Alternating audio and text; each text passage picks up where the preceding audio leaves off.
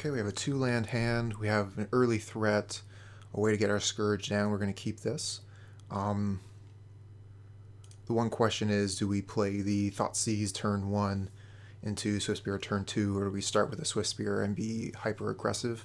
I usually lean towards playing the 1-drop first. I don't know that that's right, but that's generally what I lean towards. And if they use a removal spell on the Swiftspear, then that's something that doesn't go at the Scourge of the Skyclaves.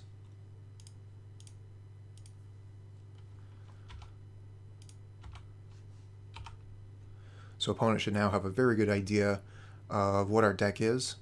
We've shown them Lurrus, we've shown them Swiftspear, and they've shown us Arbor Elf.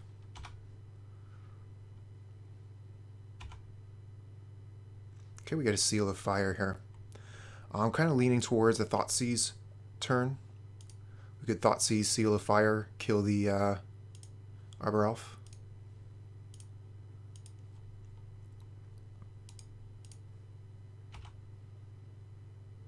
Okay, they have Utopia, Sprawl, and Heliod, and nothing else.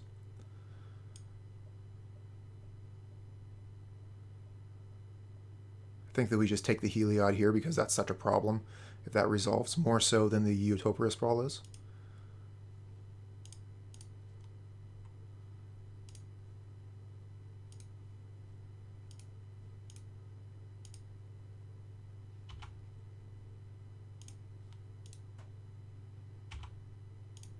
Just take away all their good cards, attack for damage, next turn play Scourge, apply pressure.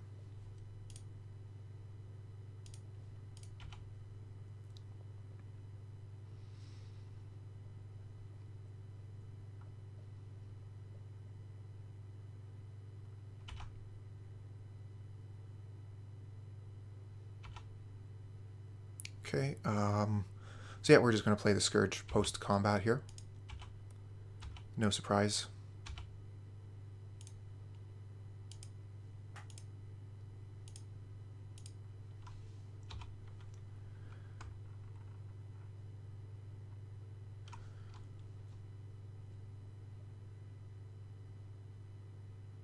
Okay, Auriok Champion from the opponent, main deck. That's quite good for them.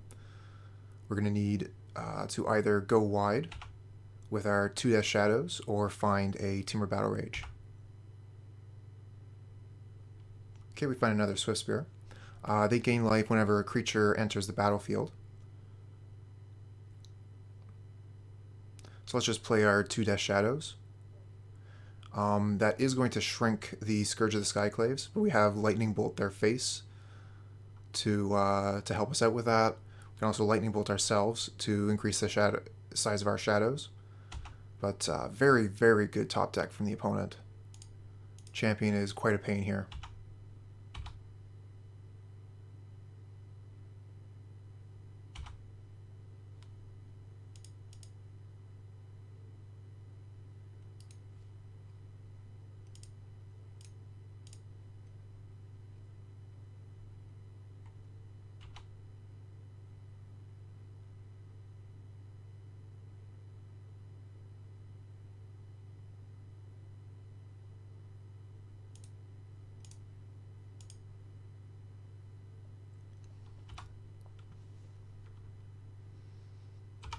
Okay, they are still in quite a bit of trouble here. They're able to block one of my creatures indefinitely, but I'm going to have multiple dangerous creatures here for them to contend with.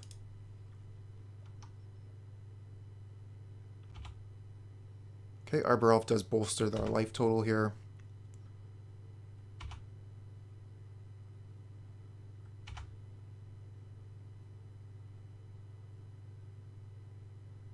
Okay, there is a question of whether we should play the Swiftspear. It does increase the opponent's life total by 1, making the Scourge only a 3/3. We don't intend on bolting them, but this is an extra point of damage. I think it might be worthwhile. The Death Shadows are going to be up to, I think, 7/7s.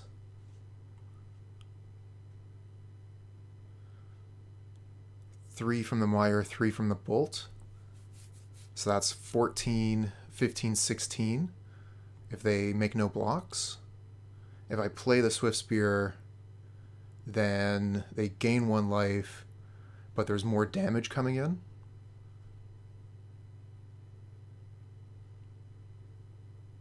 They probably block one of the Death Shadows anyways. We're going to play the Swiftspear.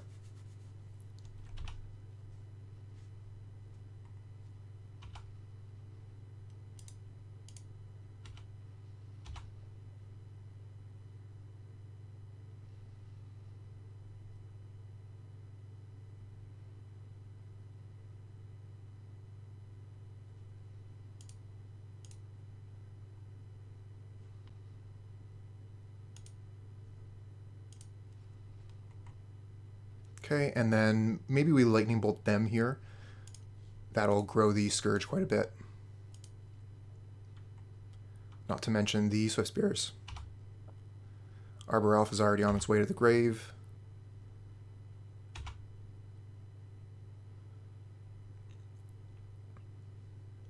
They could still win here with Collected Company, but they didn't have it. Okay, so this is the kind of match we want Rain of Gore for. I think Kozilek's return would be good. Do we pretty much want all the creature removal that we can get our hands on? I'll probably want to take out Bomat Courier. They're just going to have things to block it all day. Don't know that Kroxa is the way we want to go. We could probably take out Kroxa and Awakening. Maybe the Inquisitions as well. Hold the Thoughtseize for Collected Company. Either way, even without taking out the hand disruption, we still have 3 slots to bring in removal. So we could bring in Abrade and Terminate. I don't think we want to go for Blood Moon.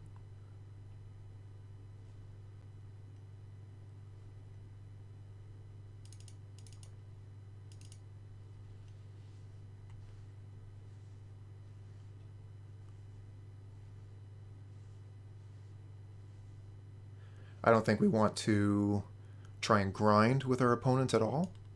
I think that we're going to want to either stop their combo through Rain of Gore or apply too much pressure. The hand disruption actually worked quite well there last time, so I think that there's definitely some value to keeping that in. Especially being able to hit Heliod, which is very difficult to kill otherwise. I think we're satisfied with this.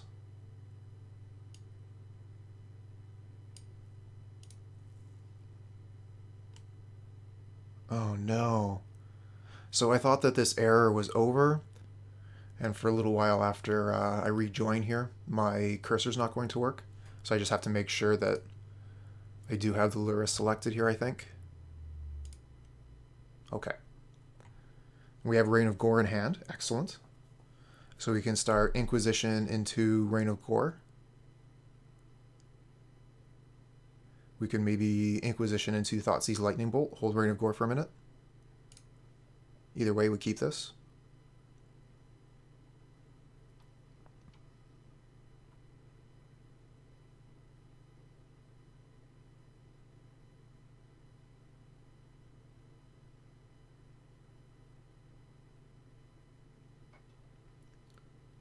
Okay, our opponent has mulliganed down to 5, and they have no first turn play. Perfect time for Inquisition of Kozilek. Seal of Fire is really nice as well. We'll play with the Marsh Flats first. Bloodstained Mire gets both of our basics. Play Blood Crypt. Hi Crown, how's it going? Thanks for dropping in. Okay, so they have Path to Exile, Skyclave Apparition, and Collected Company. Definitely take the Skyclave Apparition here. That's their answer to Rain of Gore.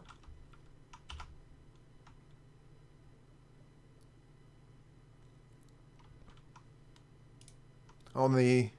No, they have a Windswept Heath, so they should be playing a land here. Maybe they just... Okay, there it is.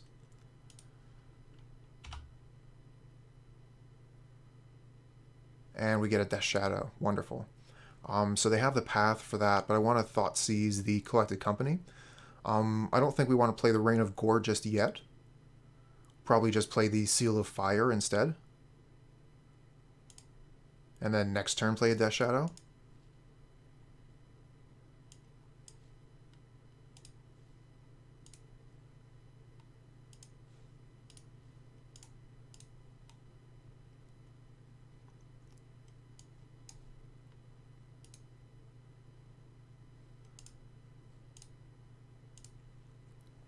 All right, Crown's asking how I'm doing. I'm doing okay. A little bit frustrated that my Moto leagues are continuously bugged. Had some problems with that on Thursday and Friday, and it still hasn't been fixed. I thought I got it handled, but evidently not.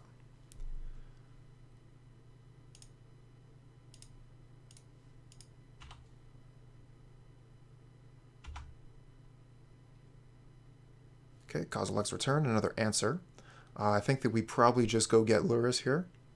It's a little bit frustrating. I had intended on doing some very long leagues this week, but if the program's bugged, then I don't really feel incentivized to do that.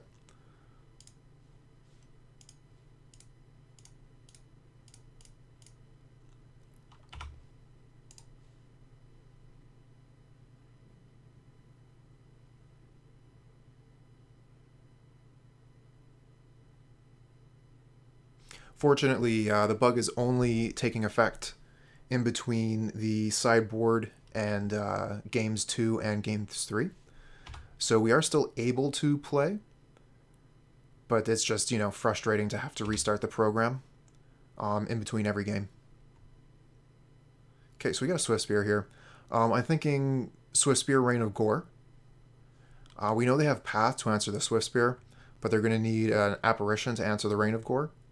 They won't be able to combo us by surprise that way. The one disadvantage of doing that is if they draw another Skyclave Apparition. We won't be able to get our Rain of Gore back. Could also play Swiftspear, Death Shadow and just present a couple creatures and hold on to the Rain of Gore for a minute. Just wondering, I don't think they can combo out from this hand, so we can hold the Rain of Gore. We don't need to worry about like lightning bolts or whatever, so we don't care about what our Death Shadow, what its power and toughness is necessarily when it comes down.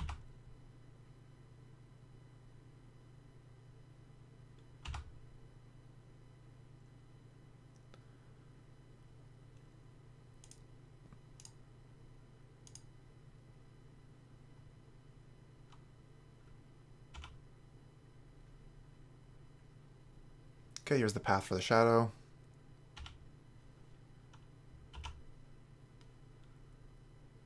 I think that we'll go get Mountain here. We have a lot of red in our hand. And we have 3 black sources, only 2 red sources. Okay, so Rain of Gore is starting to look good here.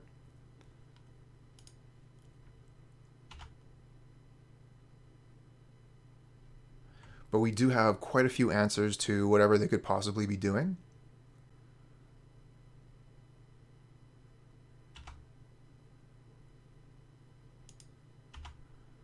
This looks like 9, 10, 11 damage total.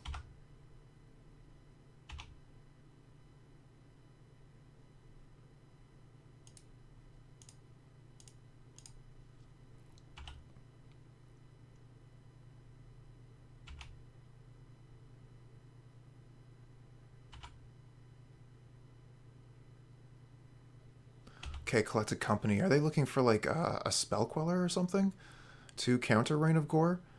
They should have Collected Companied after the Rain of Gore resolved, I think. Oh no, this could go for Heliod and... Okay, because they didn't get Spike Feeder, this is worse. But if they had gotten Spike Feeder, they would have been able to combo out in response to the Rain of Gore, and I would have had to use the Seal of Fire at that point.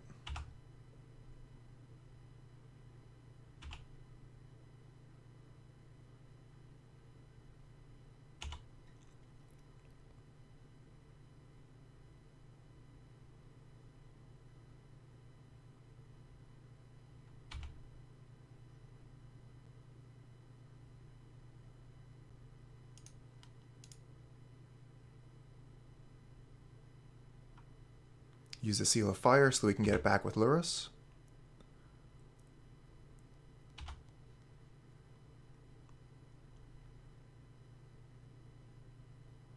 Okay, Spike Feeder. That's fine. We have the Rain of Gore ready to go. We'll just go ahead and kill the Spike Feeder.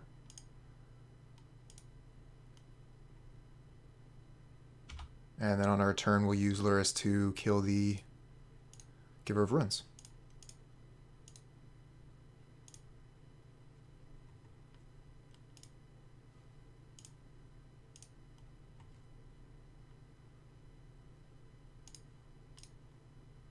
Now, we do have to be careful with Rain of Gore and Lurrus. If we use Lurrus to attack, we will lose life. We only have 8 life. We don't have a lot of life to lose here.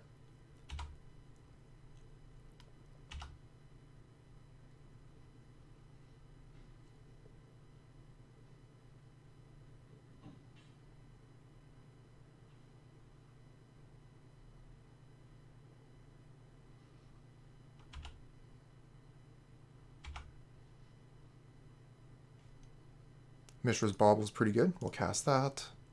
But I think we'll still get the Seal of Fire back from the Lurrus. Let's go ahead and take a quick peek at what's on top of their deck. They have Conclave Mentor. Okay. Play Seal of Fire. We probably could have played Swiftspear there, but I want to hold up Kozilek's Return. And again, we do not want to attack with Lurrus. Rain of Gore would make us look the fool.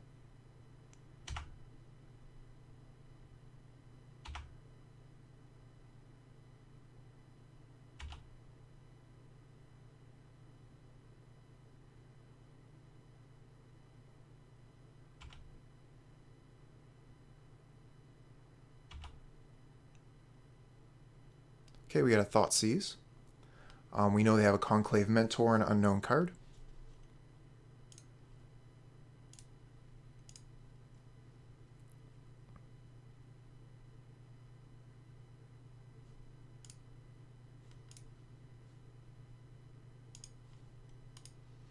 We're going to start doing some damage to them.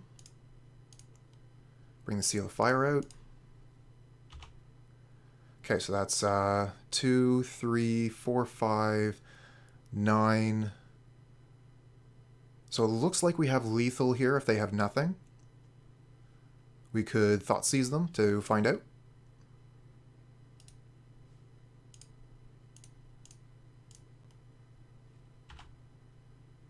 Okay, they have nothing.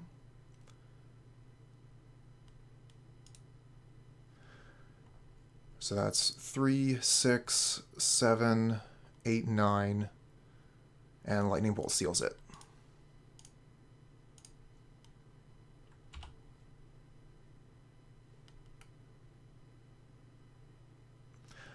They could probably use the Heliod here to give our Swiftspear lifelink and make this game a draw.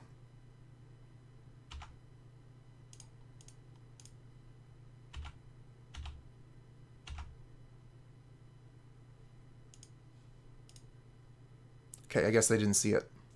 Okay, so we're playing against Yorion, Sky Nomad. Don't know too much about that deck personally. I'm trying to stream quite a bit this week, but because I'm having issues with Modo, that's really kind of throwing my whole week to whack. The plan was to stream earlier and later, so that be able to get a bunch of people watching that wouldn't be able to normally.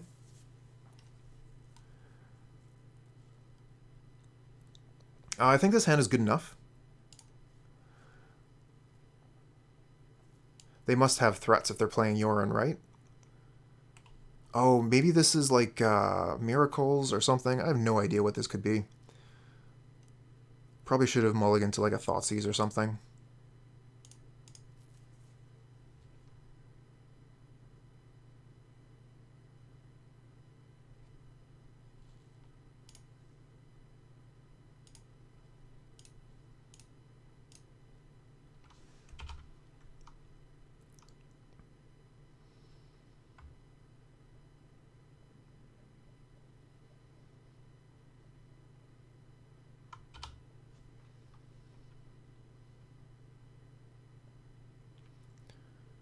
Okay, Utopia Sprawl.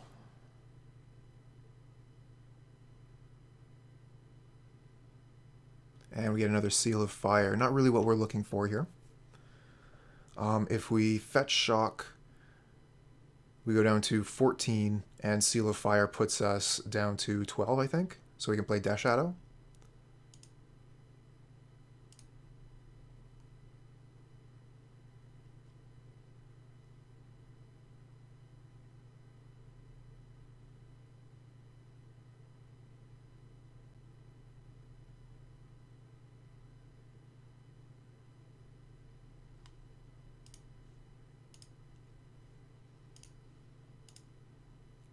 And we can just hold up our Lightning Bolt in case something happens.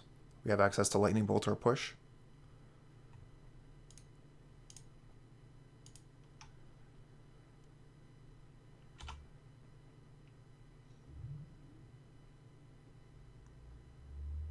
Oh no! Grove of the Burn Willows. And I didn't get to respond with my Lightning Bolt. Woe is me.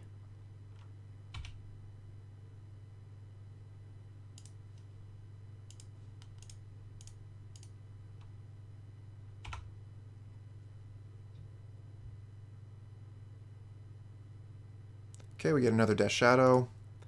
Death Shadow's not looking too great in the face of that Grove of the Burn Willows.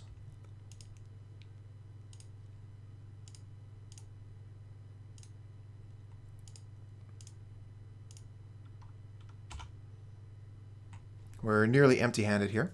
Opponent still has a full grip.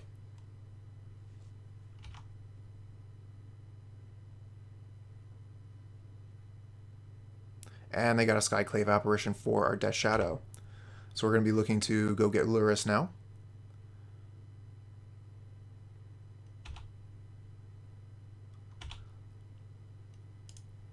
Okay, we'll get our 1/1 token. Oh, a Bomat Courier. I don't mind actually playing the Bomat Courier here. Can draw a card with that. Maybe 2 or 3 cards by the time we're ready to crack it. But we can cast this Lightning Bolt in response, so we don't lose any value. Okay, Renin 6, that can kill a Bomat Courier. And it does, so we're going to Lightning Bolt the Renin 6, and then we'll draw the card with the Courier.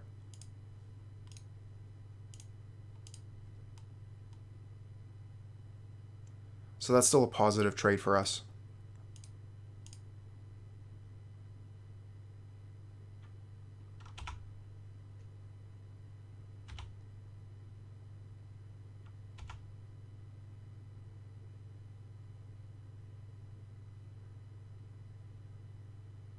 Okay, opponent has Batterskull. That is a problem. They have more than enough mana to cast it. Our Inquisition isn't going to be able to take it away. But we can see what else they have. Okay, they have Restoration, Angel, and some lands. Batterskull, Triome. Okay. Can't really attack with the Illusion. We can play the Death Shadow as a 2/2. Grove of the Burn Willows makes it a 1/1. They have plenty of mana to do other things.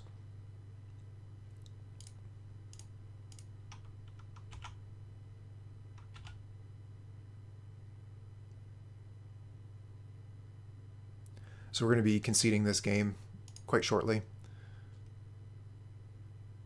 Oh, look at that. Loaming Shaman. That's an interesting hedge. I mean, it's a pretty good enter the battlefield trigger. Works against quite a few decks in Modern. And its body is not too bad either. Attacks for 3. Doesn't pass the Lightning Bolt test, but it's not the easiest thing to push.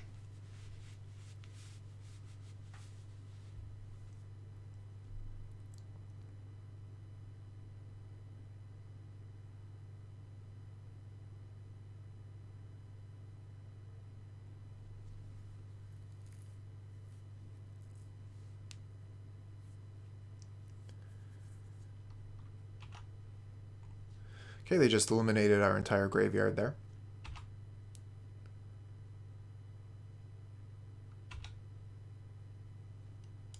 Okay, the Silent Clearing will counter out the Grove of the Burn Willows. We just have to remember to use it every turn.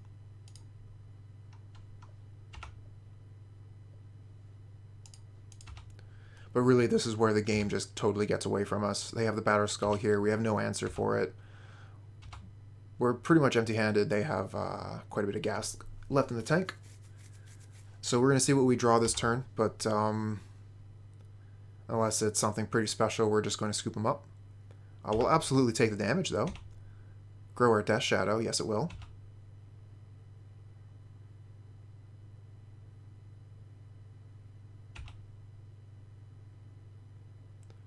Okay, and then they go get another equipment.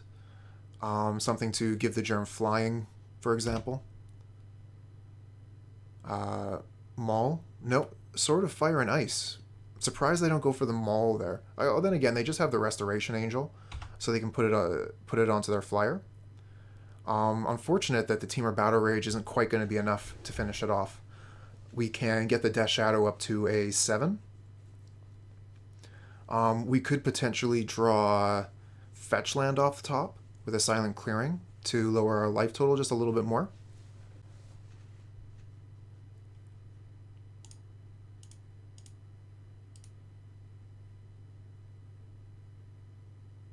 Let's just go ahead and see what we draw here. Scourge of the Skyclaves, that's no good. Okay, so we could Temur Battle Rage with Death Shadow. We're toast on board. They can just kill us.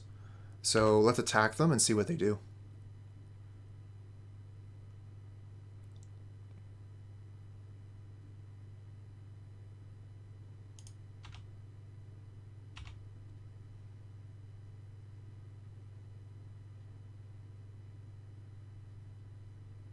Okay, so they're putting their stuff in front, want to kill my creature.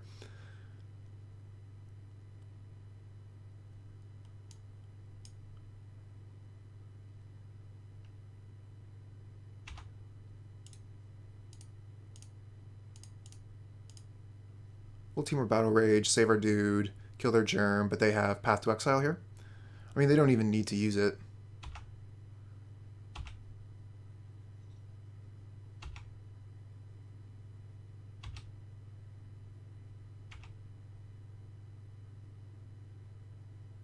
They have more than enough mana to just equip the Battered Skull to the Angel, and we can't block that. Okay, so we're going to figure out how we're going to sideboard, and then we're going to bug out and rejoin Magic.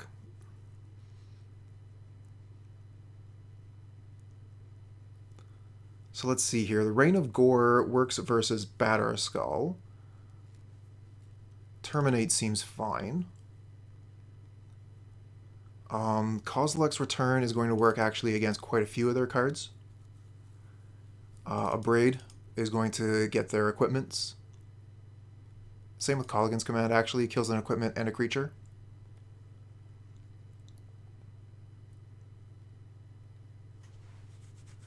We can get rid of some of our ground force. Their creatures are generally going to be better than ours, so we don't need the Bomat Couriers. Temur Battle Rage is also going to be very risky when the opponent is playing Path to Exile. So now at this point I'm wondering if I should be bringing in Blood Moon or Rain of Gore.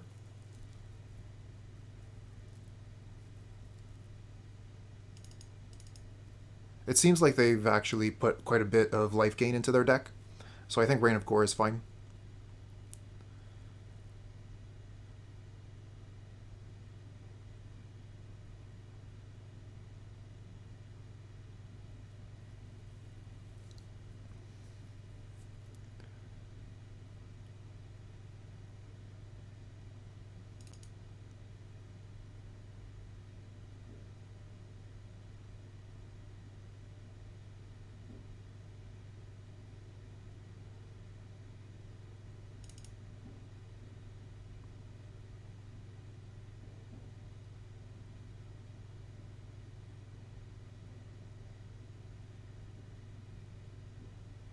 Alright, so we're going to submit like this. I'll see you once Magic resets. Oh, it actually worked. Okay, there was no bug out that time. It just bugged the one time, and this time we're in the game. Okay. That's promising.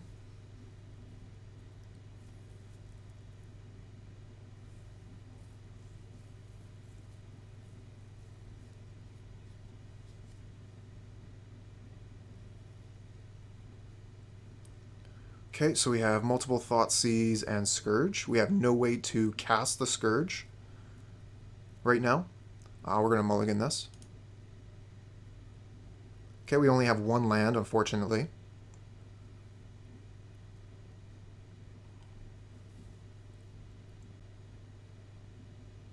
Our one land does cast all of our spells, however. I'm going to keep this.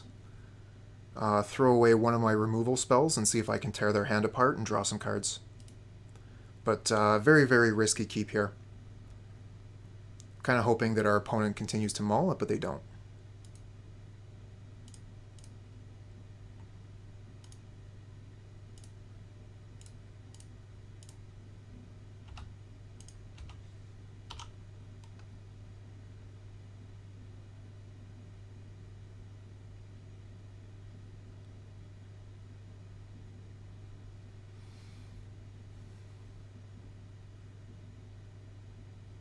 There's that Grove of the Burn Willows, gaining us life. And we find a Death Shadow. It's not what we're looking for right here. Let's go ahead and Thoughtseize then.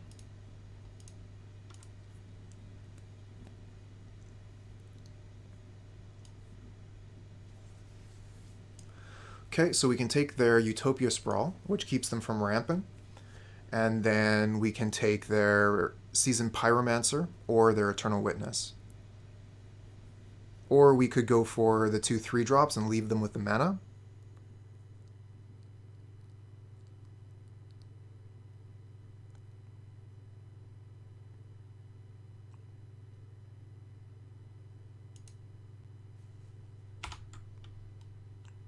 We're going to take the Utopia Sprawl here.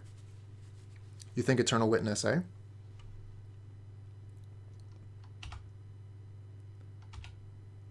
I was thinking about keeping them from 2 spelling, but yeah, they're going to be able to get some pretty big value in the upcoming turns. Meanwhile, we're stuck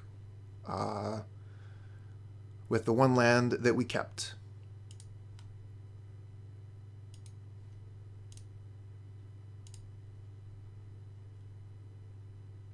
Okay, they have a second Seasoned Pyromancer now.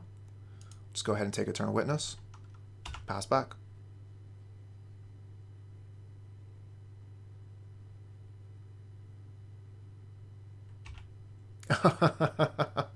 They draw Eternal Witness after I discard it, grabbing Eternal Witness. So they are going for maximum grind here. And we are not drawing lands, so we're having a pretty bad time of it.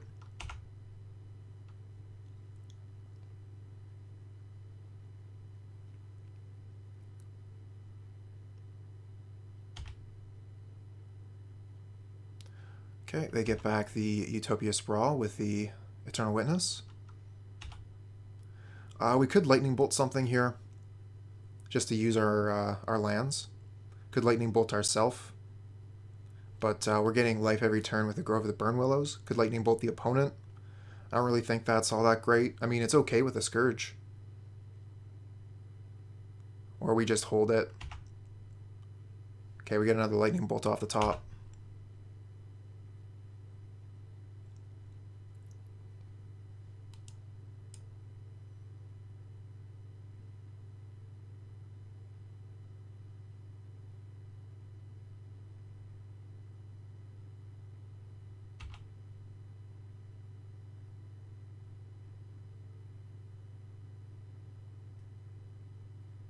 Okay, so they're putting the Yorion back in their hand.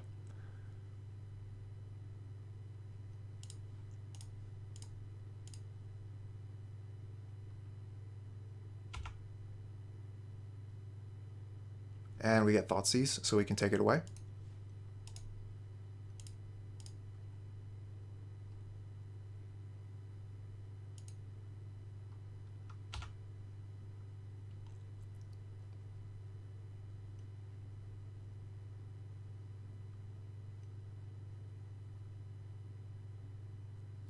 but we really need to start drawing lands here. Seriously, deck. Opponent's just going to go wide here and start attacking us with all these 2/1s, 2/2, and 1/1s. So even though they've been helping us gain life throughout this turn, throughout this game, it's not going to take very long for them to turn the corner here. And they also have Path to Exile waiting for us.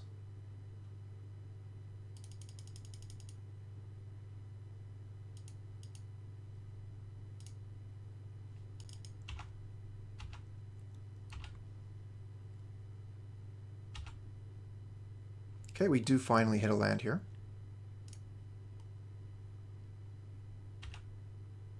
We're going to hold up double removal spell.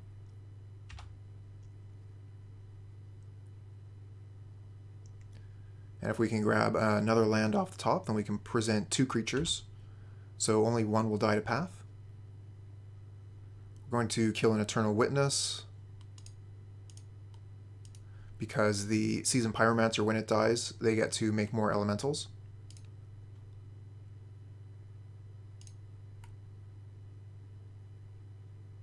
Oh, okay, the Fatal Push is not going to work here. Doesn't work like Morbid. We could Fatal Push one of the elementals just to use our mana, say preserve our life total just a little bit.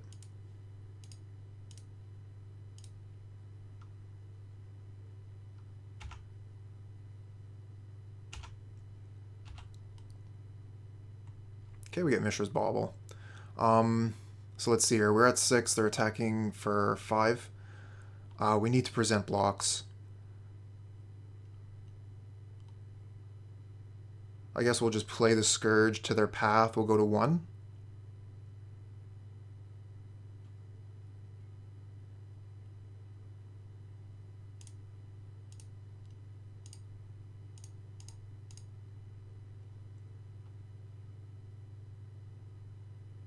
Oh, but they have the Seasoned Pyromancer in the graveyard, so we're actually already dead.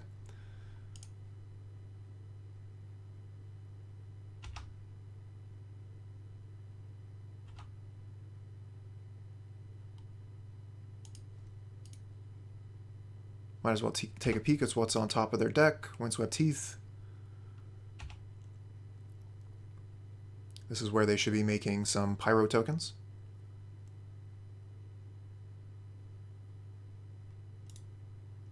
Okay, we'll concede to that. Okay, so we have 3 lands. We have a threat. We have Disruption. We keep this. Has all the pieces that we need for a good hand.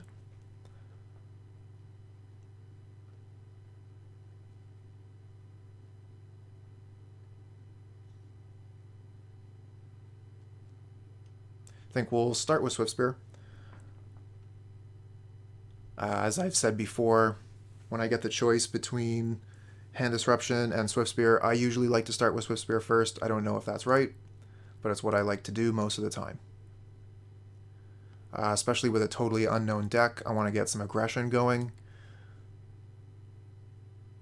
We don't know that they're going to do themselves damage with lands and whatnot, so we have to get some damage in so that we can play our Scourge.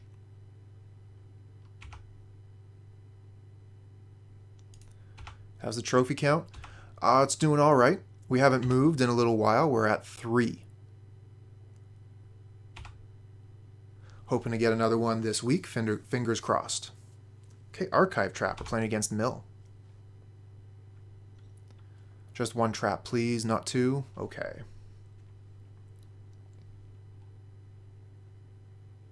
We lost a Blood Crypt, a Swamp. Okay.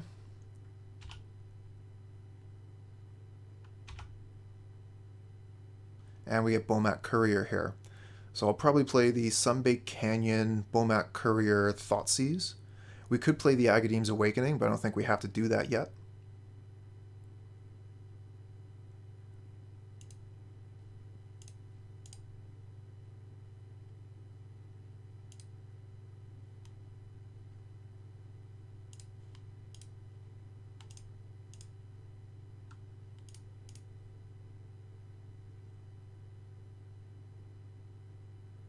Looks like they're going for removal spell here.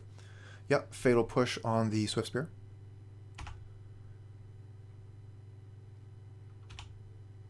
Let's see what they have here. They have Drown in the Loch, Glimpse the Unthinkable, Visions of Beyond.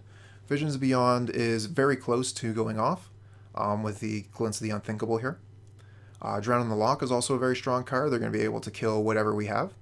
But I'm leaning towards getting rid of the Ancestral Recall here.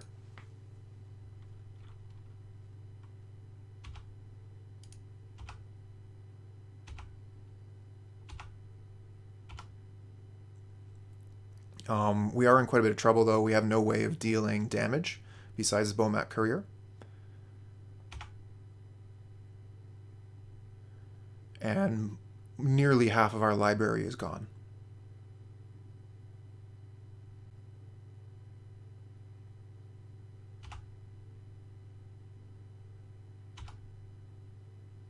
Bomat Courier is actually doing some of the opponent's job for them.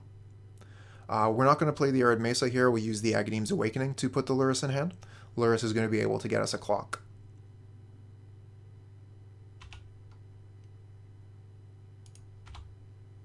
Bomat Courier, mills 1.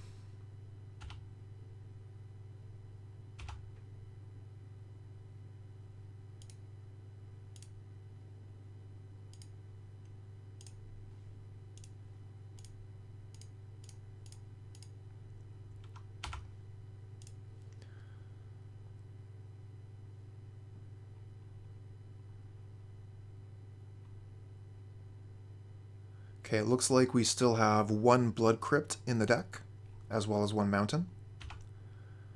We will have to search in order to find it, but they have a Field of Ruin, so we're not going to be able to keep ourselves from searching anyway.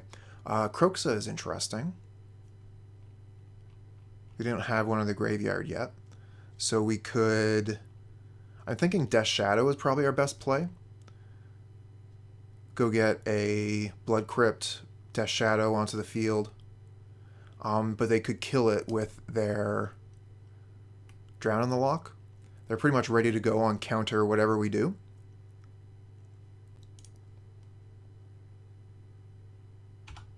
So in that case, we might want to play Kroxa, because they're so counter ready. The Bomat Courier here is almost ready to pop.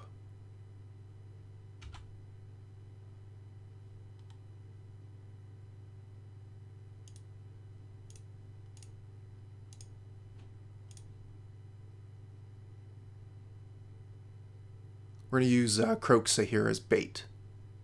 See if they'll drown it in the loch as a counterspell.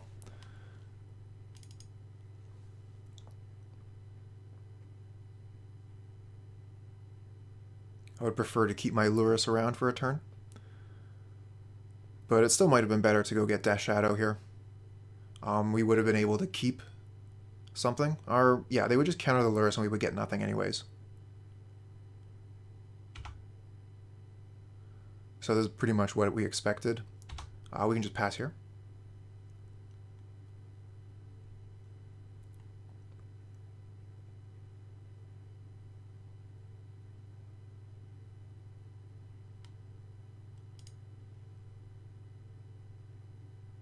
Okay, and there's the glimpse. Okay, so we lost another Blood Crypt, it looks like. So I think the only land we have left to search for is Basic Mountain. Let me take a closer look at the graveyard here.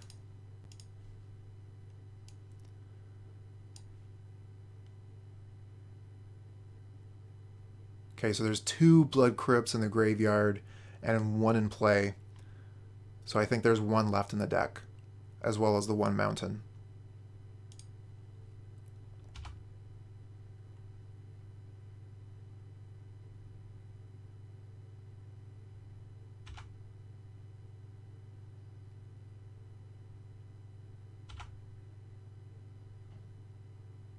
Okay, Seal of Fire. I don't think that changes anything here. I think we're probably going to want to go for Lurrus, Death Shadow, and Damn the Trap. They have Field of Ruin anyway. I think that if they had Trap, they would have used the Field of Ruin. We could also bring the Kroxa back, take a card out of their hand. That doesn't seem too bad either. Either plan, we have to fetch.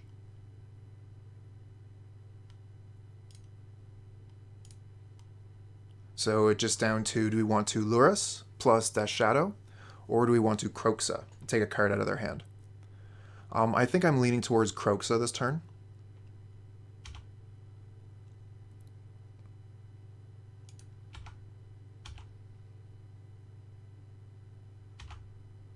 But it's hard to say no to the value of Lurrus, right? But Kroxa kind of takes over any game that it's allowed to stick around in. Let's go ahead and bring the Kroxa out for now.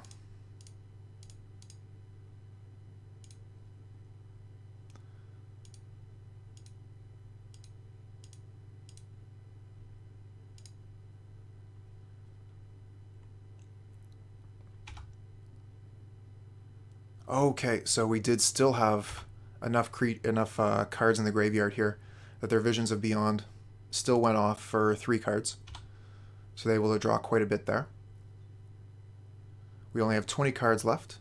If they have Trap, they're going to be able to use it.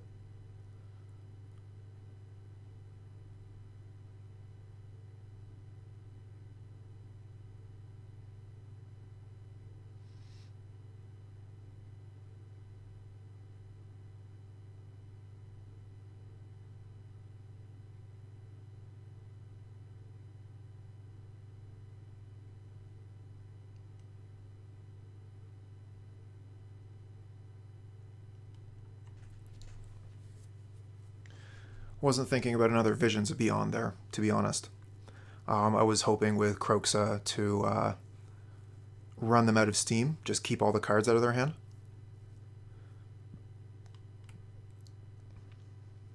But they have access to a lot of tools now. The Shelldock Isles is ready to go because I attacked with Bomat Courier there. And the Kroxa didn't really do much, they were just able to discard the worst card out of their hand. So probably should have went with the Lurrus Death Shadow on that turn. But we didn't get trapped, so that's a plus. We only have 10 cards left. Shelldock Isle could get us next turn.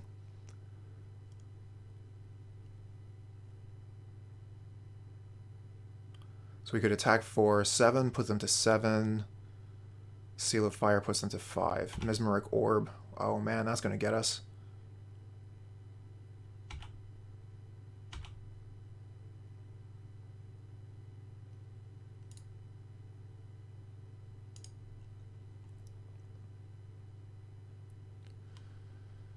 Okay, so we attack with Kroxa. Deal them 6. If we attack with Bomat Courier, we can take it off the board and draw those cards that are underneath it. Hopefully find some lightning bolts. How many lightning bolts would we need? Kroxa puts them to 8, so we would need all the lightning bolts. If they have any way to make us mill, we're dead. So maybe we just go ahead and attack with both and pass the turn.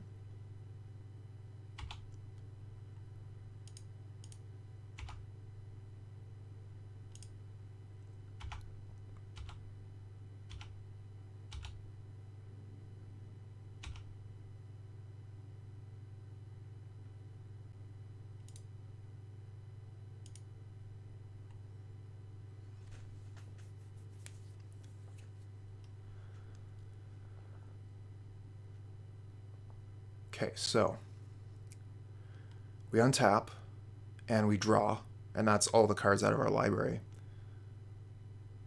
So we can't tap anything, we can't draw anything, we can't be milled by anything. What does Shelldock Isle find? Maddening Cacophony, so that kills us.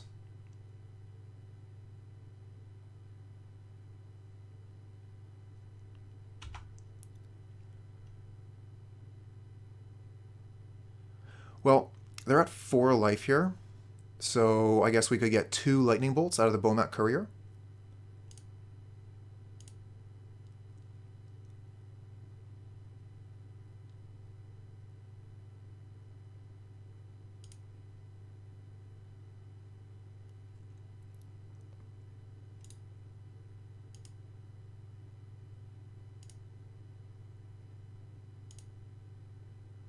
No lightning bolts. Okay, so we're dead.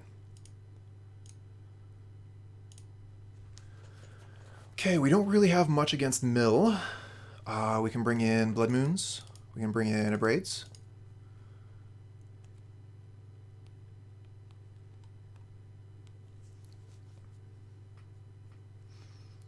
What can we take out?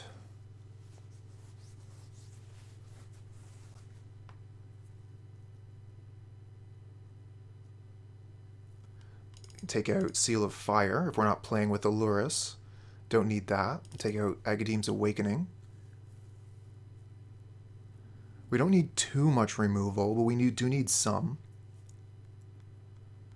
Don't mind Temur Battle Rage in this matchup. It's kind of so-so, actually. They have access to counter spells, removal spells, so Temur Battle Rage might not be the way we want to go.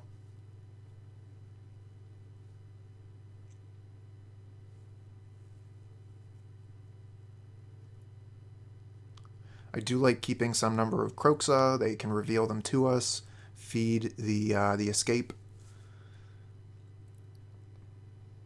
We could also take out some number of Mishra's Bauble. Again, if we're not playing the Lurrus, the card isn't as good.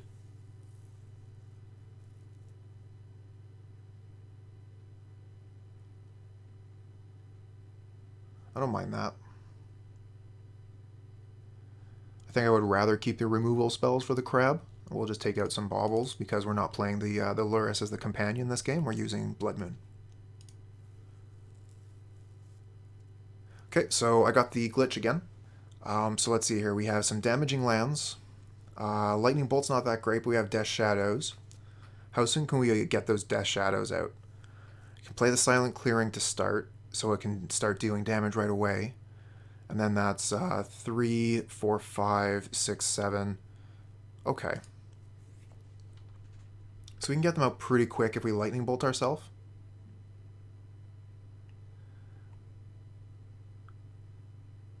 The fetch would be 3, this would be 6, that would be 7, 8. So we get the Death Shadow out on turn 2.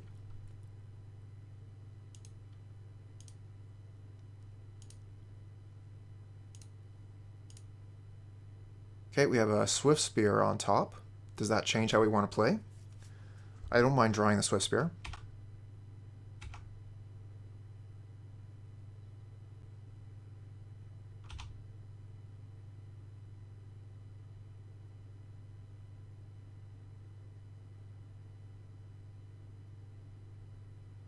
Okay, so we definitely want to Lightning Bolt the crab here.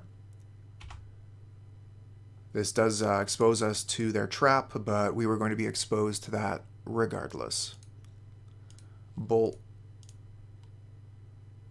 So something we could be doing here is we could wait and bolt on the same turn as the Swiftspear and get an extra prowess trigger.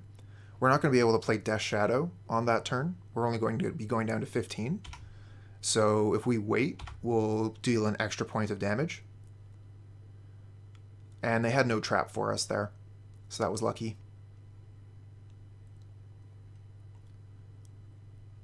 We're going to play our Sunbaked Canyon here. Start getting some pain out of these draw lands. And now we'll go ahead and bolt the crab.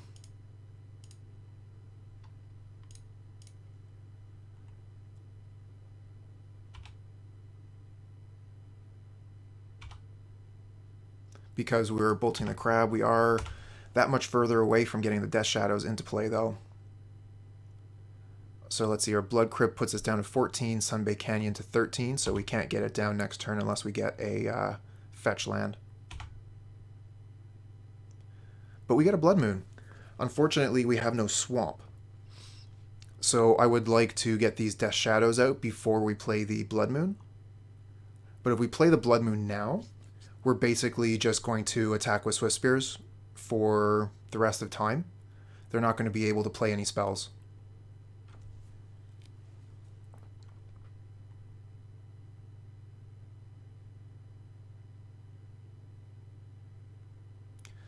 So we just have to decide if I am willing to never again play a black spell.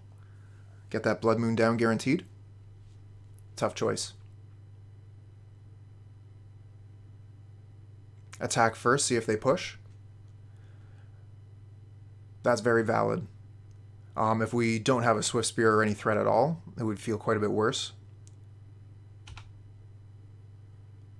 And if we wait one turn, we can get a Death Shadow onto the board.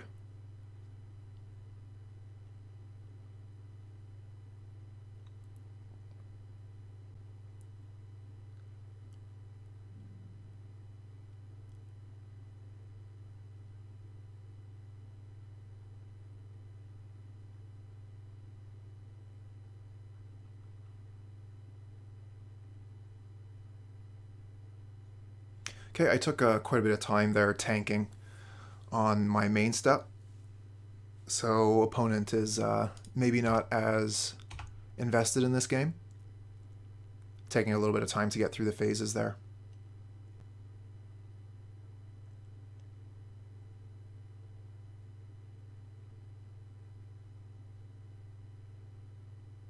Okay, so they do have the Fatal Push for the Swiftspear. So we have no threats if we play the Blood Moon. We're just going to play the Silent Clearing here. We'll tick them both down so we can get some pain, get the Death Shadow out next turn, and play Blood Moon.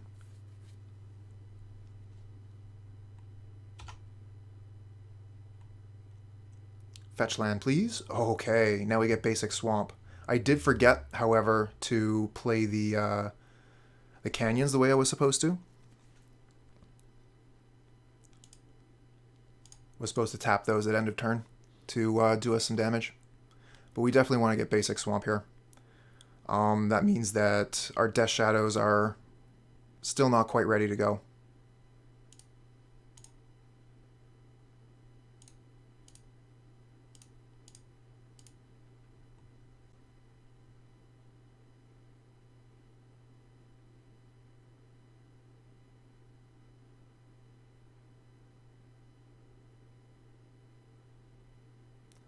Okay, they're using Cling to Dust to draw a card.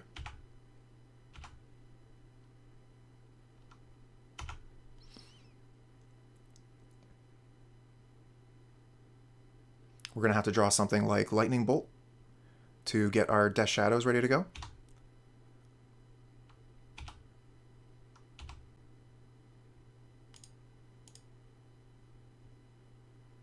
We draw an Inquisition instead.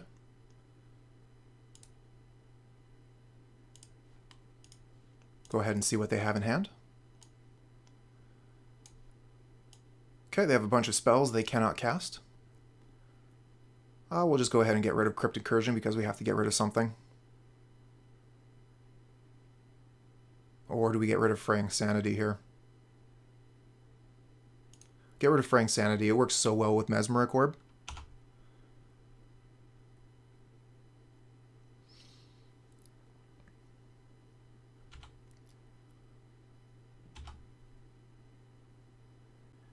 Yeah, Fraying Sanity, definitely one of the cooler cards that Mill has gotten a hold of. The number of crabs they have now, though, is really kind of turned the deck around. Okay, so we got the Abrade for the Mesmeric Orb. We don't need to worry about that anymore, but we still have no way to play our threats. We cannot go find Lurrus because we're playing Blood Moon.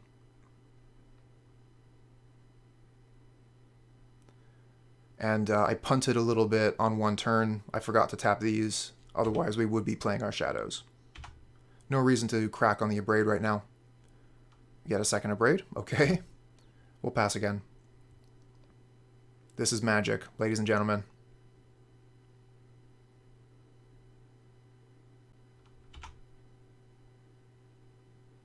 We get... that's something. Okay. We play that.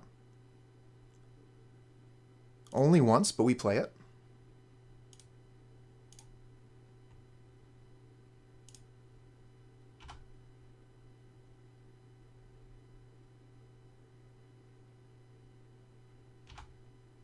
Get rid of the Archive Trap there. Smart move. Doesn't seem like there'd be a lot of ways for that to work. And we'll remember to Abrade the Mesmeric Orb here on the end step so that we don't have to mill a bunch of cards.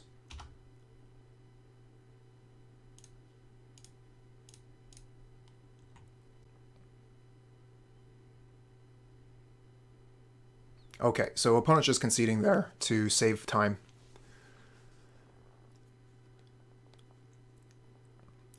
So let's see here. We could bring in Kolaghan's Command. Destroy an artifact, return a creature from the graveyard. Both of those seem good. I don't think I want to change anything else.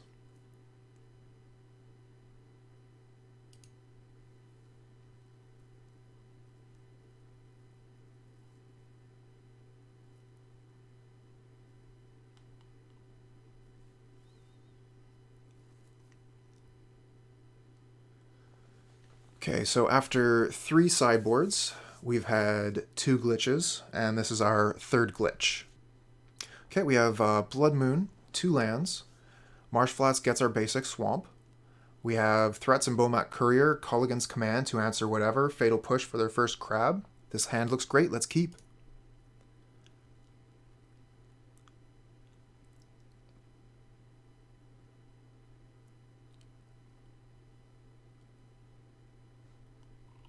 I'm wondering maybe we start with Silent Clearing here.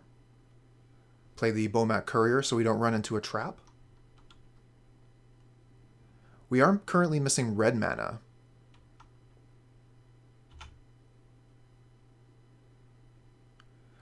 How many basics of each up? I am running 1 of each, although some people are running double swamp, no mountain.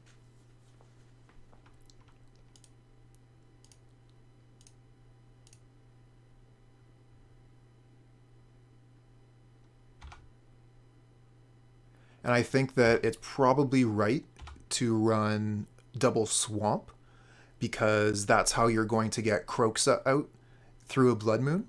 But that's something very specific to the 75 that I'm running, and that might not apply to the deck that you're running. I think that with the next deck list that I run with the 8 Shadows, like I said, I'm running Night's Whisper instead of Kroxa. And in that list, it probably would be better for the 1-1 split.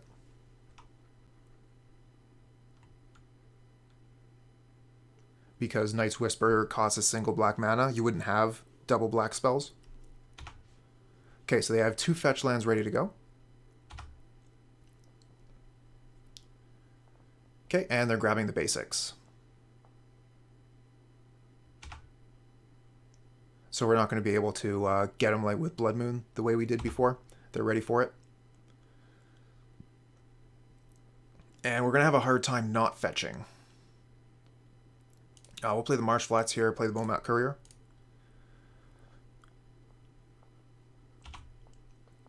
Go ahead and attack for 1 again. And they're going to have to go get Island without Polluted Delta.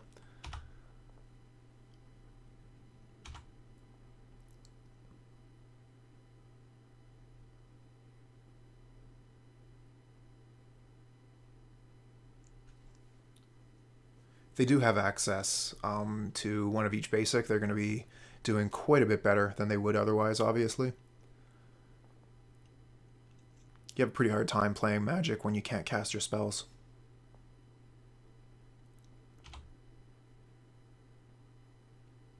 Okay, so there's their second basic.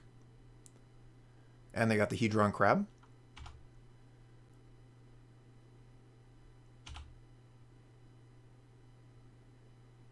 Okay, we don't need to fetch right now. The reason why we would want to fetch is if we wanted to play Blood Moon on this upcoming turn. So we could fetch, push the crab, and then play Blood Moon. Alternatively, we could use Kolaghan's Command. That doesn't seem too good on this board.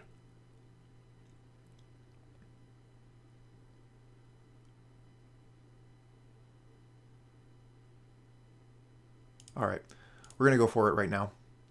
I'll let them use their trap if they have one. I think we go for the basic swamp here.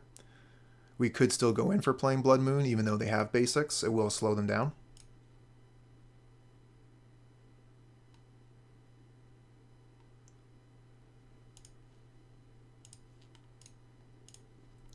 Let's see if they go ahead and fetch here in response.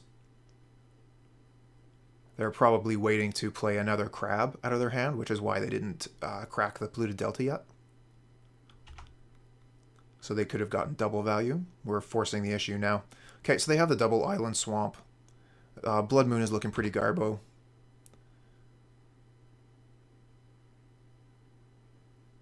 So we'll just hold that in our hand until we can discard it to the Bomat Courier. It's not going to get any value.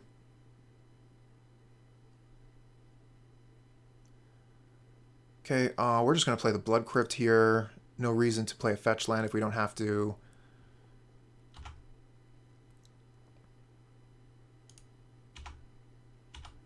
Attack with Bomat Courier. Something I'm thinking about doing at this point is actually using Kolaghan's command at the end of the opponent's turn to return Bomat Courier to my hand. Okay, Drown in the Loch. That's going to work.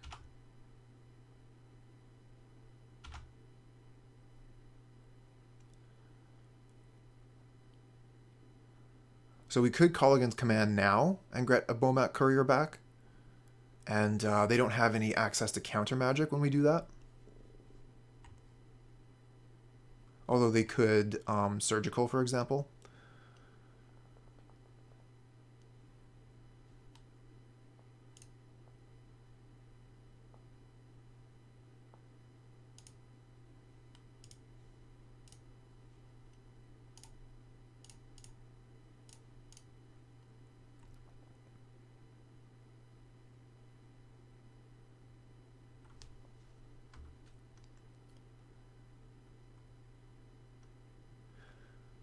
Alright, Clinked Dust out of here.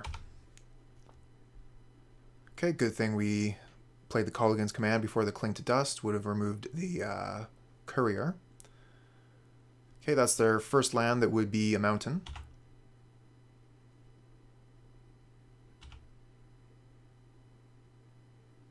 And Lightning Bolt off the top, not the worst. We'll play Bloodstained Mire here. It gets our basic if we need it. And we'll Bomat Courier with a Silent Clearing. Get a little bit more damage on us so that we're that much closer to playing a Death Shadow when we draw one.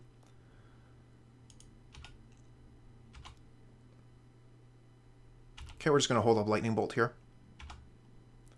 Not much reason to be playing Blood Moon. And we would have to fetch in order to do that. Okay, this game's going pretty slow at this point.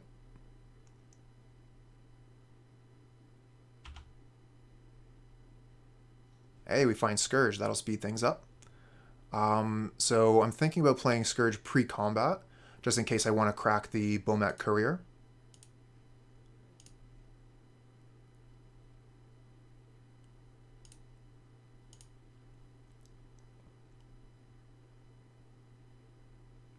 Because then I could Lightning Bolt and only lose the Blood Moon and draw potentially 2 cards.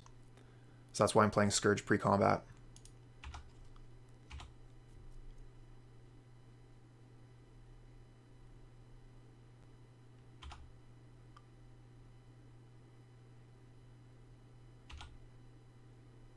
Okay, we'll pass.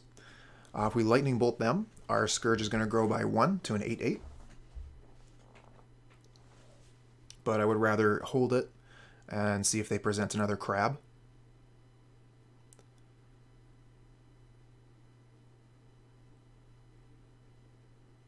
And if we don't need to fetch, we will not.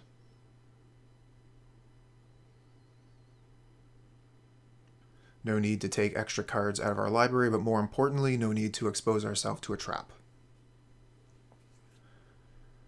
And we can actually play the Blood Moon in order to get value out of these lands as mountains.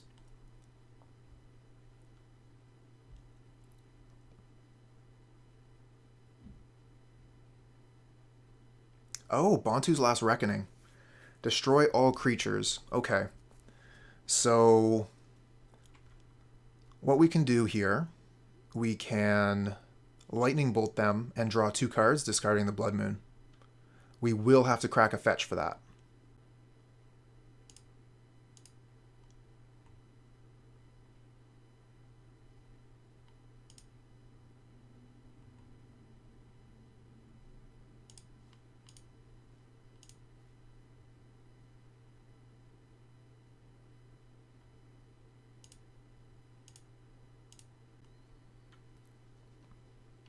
Nice.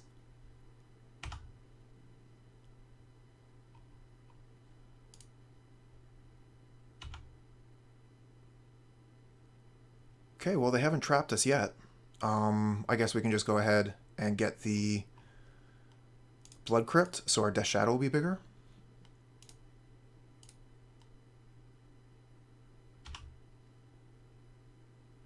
And we get Thoughtseize. Nice.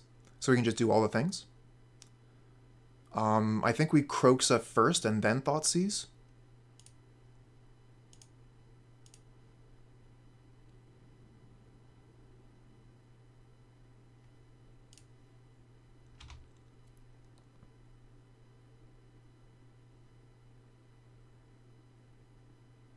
Although we could actually wait one turn on the Thoughtseize. Their lands aren't going to be untapping this turn. So we could wait until they draw one more card and then Thoughtseize and Kroxa again. So we'll just play Death Shadow and pass. We'll have to make sure we don't draw a card with this line, but it might still be right to tap the Silent Clearing for an extra ping to make the Death Shadow that much larger. Okay, Visions of Beyond. They get to draw one card.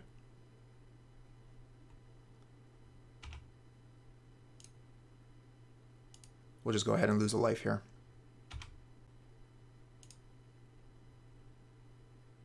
And we get Lightning Bolt. Okay. So that should be death.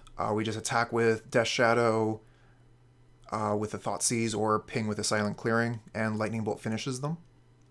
So we'll start with Thoughtseize. Not a single mill card.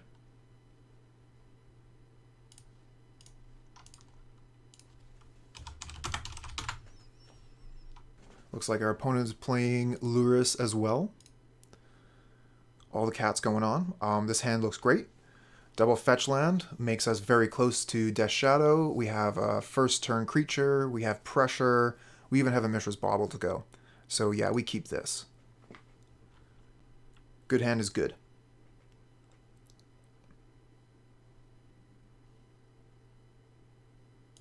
Okay, we'll start with Arid Mesa. Bloodstained gets our basics.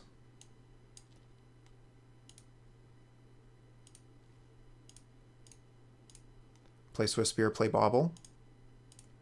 Okay, we're actually going to use the Bauble during the opponent's upkeep so that they don't get an extra card to see with their Thoughtseize, but we get to see the card that they draw for turn.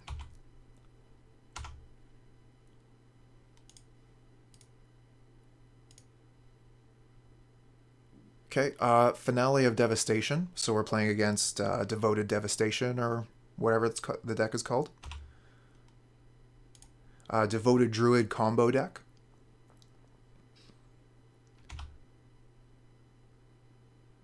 Basically what they want to do is get a Devoted Druid out on turn 2, and then win the game on turn 3. Okay, Birds of Paradise. I know that traditional wisdom goes that you want to bolt the bird, but we really want to be paying attention specifically to Devoted Druid. If they had put down Giver of Ruins, we would have bolted that, though. We have to. We have no choice. Okay, they're doing something similar to us, making sure they don't get we don't get to see that extra card. We get Scourge of the Skyclaves. Excellent. So we can attack with a Swiftspear and then play the Scourge. We'll have Bolt up for Devoted Druid.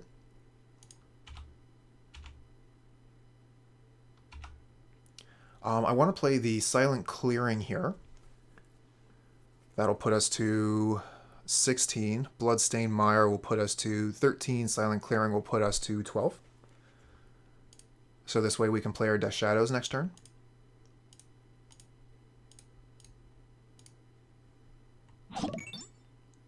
Oh, well, thank you. Doll of Cutie. Thank you for the follow and thank you for the good luck.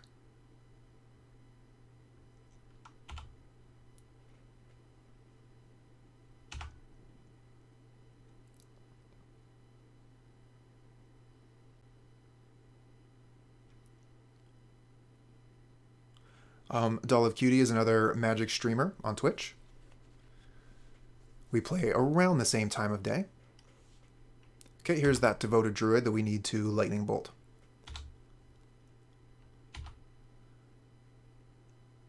We get another Scourge. Okay, so I'm thinking we probably go Lightning Bolt and play Scourge.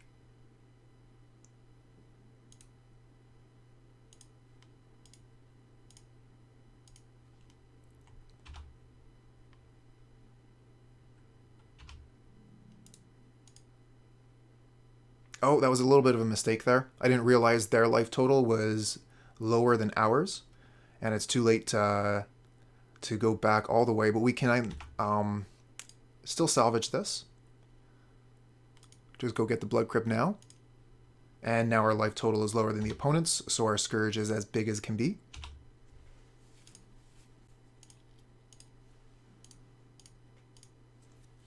And we'll play another big boy instead of 2 small Death Shadows. Okay, so we should be good here. I think even if the opponent drew a land here, I don't think they would have the cards necessarily to get back in the game. Maybe if they had Path to Exile in their hand, they could do it. But I don't think that land Skyclave is going to be enough.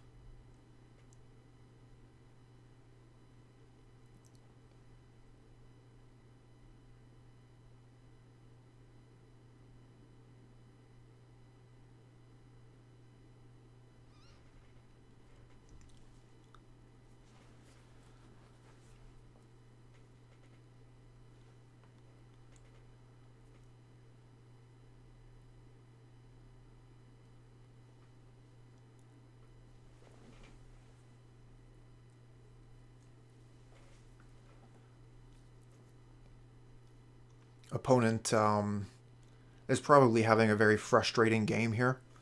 I know the frustration of one land keeps and just never drawing another land. It does happen. Especially with a Bird of Paradise there, they should have felt very safe to keep that.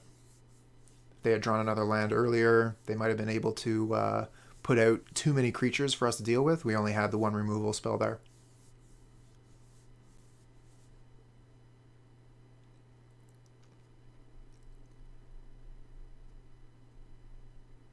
Now, while I haven't actually played the current iteration of the Devoted Druid deck, I have spent quite a bit of time playing Devoted Druid in its time in Modern. Giver of Ruins, here it is.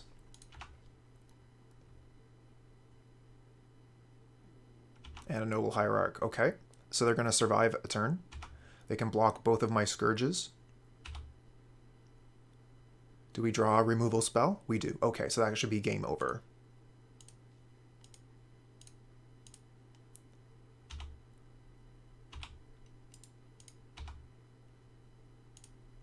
Okay, so we're back in sideboarding.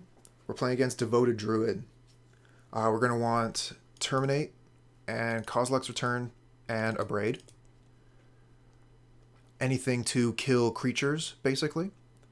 Because they're playing the Lurrus, we know they're not playing Heliod, so they're not playing double combo in their deck. They're just focused on winning with Devoted Druid and infinite mana. So we need to focus on killing Devoted Druid. Temur Battle Rage doesn't kill Devoted Druid, but it does win the game, so there is some value in keeping that. Definitely keep Seal of Fire, no doubt. Bomat Courier is going to be so-so. They're going to be playing a lot of ground creatures. They're going to be able to block the Bomat Courier. A lot of 1/2s and X2s. Yeah. So it's not going to be very good. Blood Moon, definitely not. They have a lot of mana-producing creatures that would hamper us more than the opponent. Kolaghan's Command could have value, but I'm not sure that there's anything else I want to be taking out. Maybe the Kroxa or Temur Battle Rage. I think that Kroxa, if we get it going, it's going to close the game out. But I don't think that it's going to be as good as a removal spell.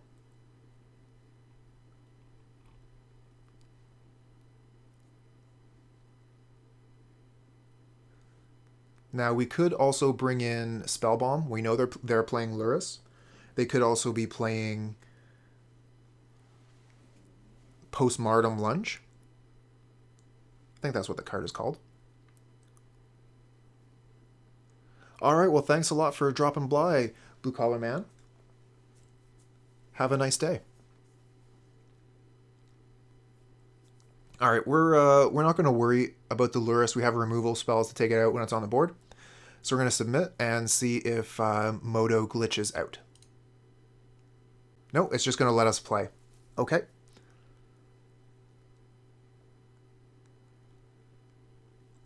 So we don't have to wait for the reset this time. I don't know what exactly is going on, where sometimes we glitch out and sometimes we don't. Okay, this hand is totally fine. We have removal for days for their creatures, and we have a Scourge to get going. We could even Lightning Bolt them so that we could play the Scourge and start applying pressure.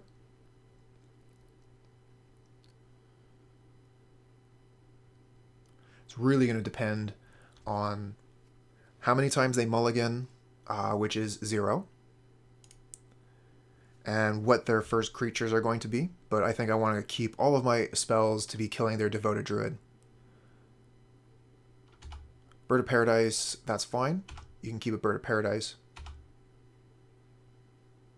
Okay, we just get land here. I think I'll just play Arid Mesa pass, hold up Lightning Bolt for Devoted Druid.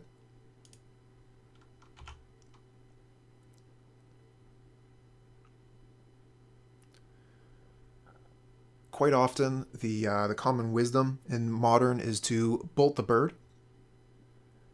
That is generally a wise thing to do.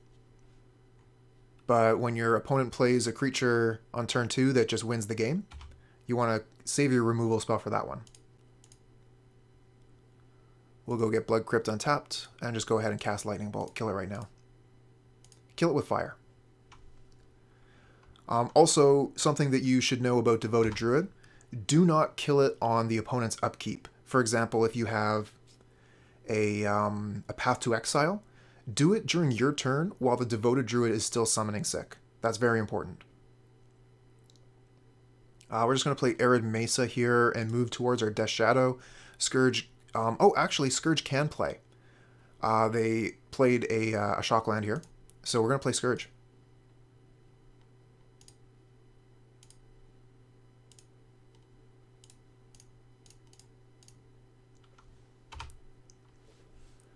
Now they could get us if they have some sort of life gain here. But I don't know that they would be bringing in Night of Autumn. They could definitely bring that in. They can't because of Lurrus. Okay. What could they have then?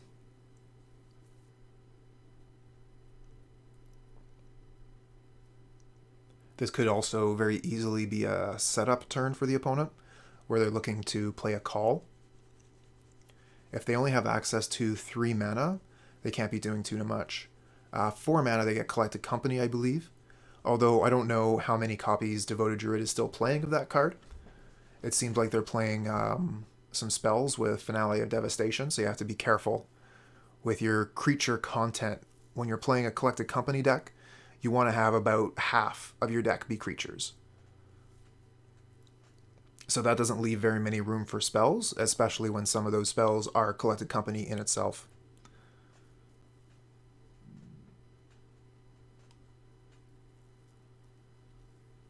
You can get away with trimming your lands a little bit when you're playing so many creatures like Devoted Druid and Birds of Paradise. Those are your mana sources. Okay, that's a must-kill card. Don't have to kill it for sure this turn, but it must die very soon. We'll probably end up just using the Abrade on it.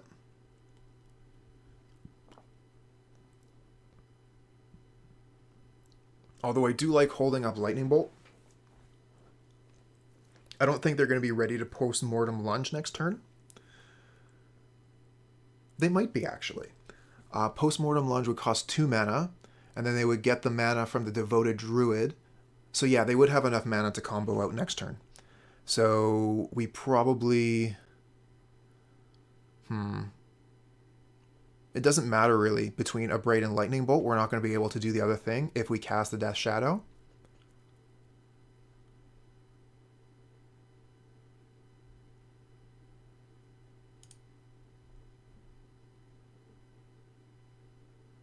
Okay, we're going to start with an attack here. We'll just see what happens.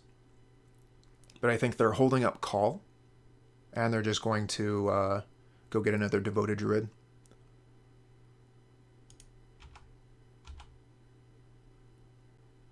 We might have to just hold up Lightning Bolt here. It is quite unlikely they have Postmortem Lunge and Vizier of Remedies, and the combo piece they need to win, either Walking Ballista or what's the name of that Recruiter. Okay, so I think we have to Abrade the Giver here, but we can do that in response to something, like putting a Devoted Druid on the stack. So I don't think we have to make any plays right now. And again, we're holding back the Death Shadow for 1 turn.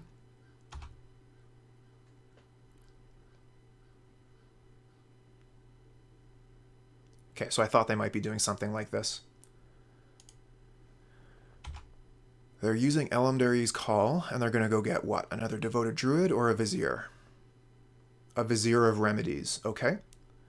So good thing we held up the Lightning Bolt. They probably have everything they need ready to go. We're going to Abrade the Giver of Ruins.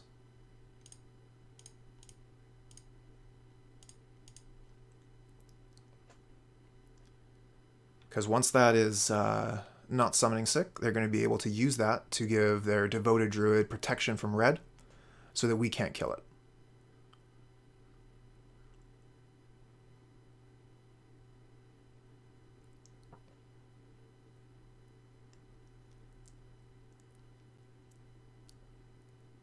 Oh, did I call it or what? This is Postmortem Lunge, isn't it? It is. Okay, just the way I wrote it up. They're going to be able to go ahead and cast their Vizier now. And with Vizier on the stack, we will Lightning Bolt the Devoted Druid.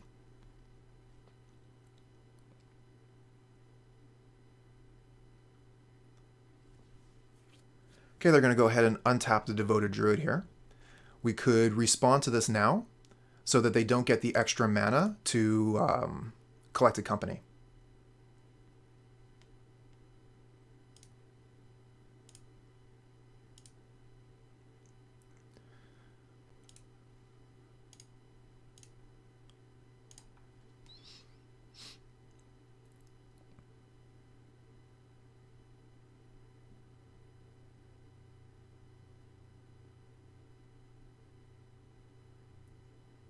Now, there is also value in allowing the Devoted Druid to untap, because they are probably going to play the Vizier here. But if we allowed that to happen, then they would have enough mana to Collected Company. So I just wanted to avoid that. I can play around that, so I did.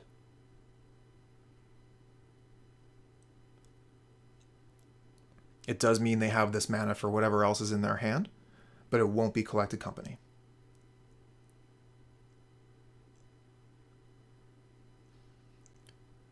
We're going to be attacking for 6 with a Scourge next turn.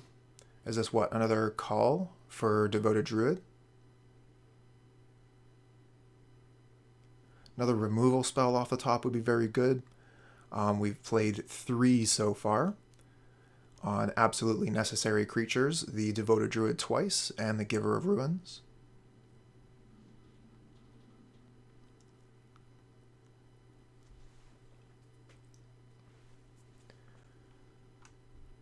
If any one of those creatures had been allowed to stick around, we would be in a lot of trouble.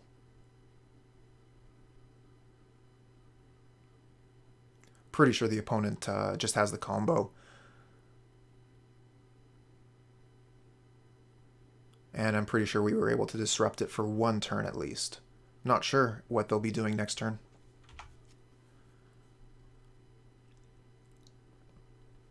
Fortunately, Collected Company isn't as scary from this list as it is from the Heliod list. Okay, here's an Evdrick Evolution. What do they get with this? Maybe a, Oh, no, another Devoted Druid. Okay. So yeah, they're still ready to win. We need removal spell off the top here. Oh, we got it. We are so lucky. So lucky and so good at this game. All right, let's start with an attack with Scourge. If they want to block, we're fine with that trade. They're not going to chump. There's no way. Okay, we'll play, let's see here, Blood Crypt. We'll take more damage from this. Death Shadow. And like I said before, kill the Devoted Druid before they untap with it. Don't let them get that mana for Collected Company or whatever.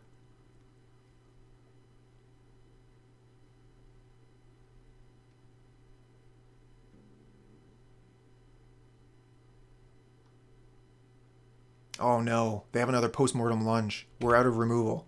They might have been able to play through us. If they have the combo exactly in hand, we lose. We know they have the Vizier. They have one last card. If it's Walking Ballista or Recruiter, we're dead.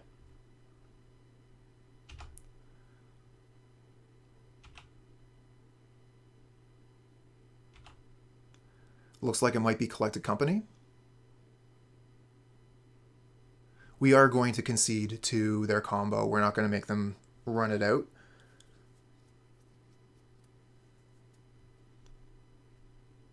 For incredibly grindy matches, we'll go for the clock, but I'm not into that kind of angle shooting on combo matches on Modo.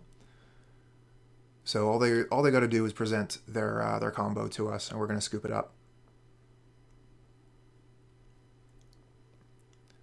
This combo here, it's good, but it's not lethal. And Devoted Druid leaves the battlefield at end of turn. So they need one other thing.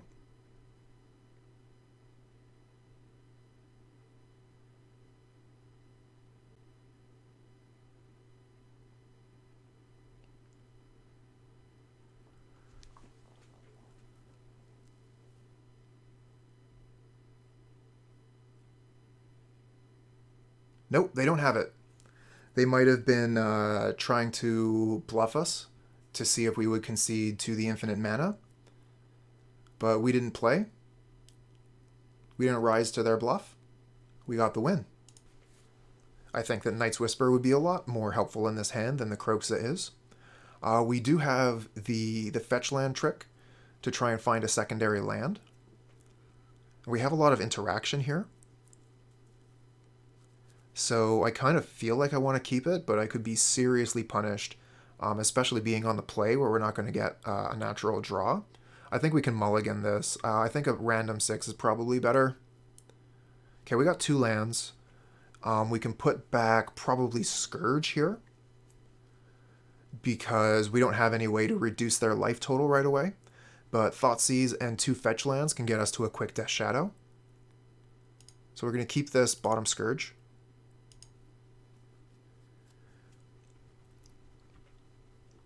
Although if we're playing against Tron, then it might have been nice to hold on to that and get rid of the Fatal Push.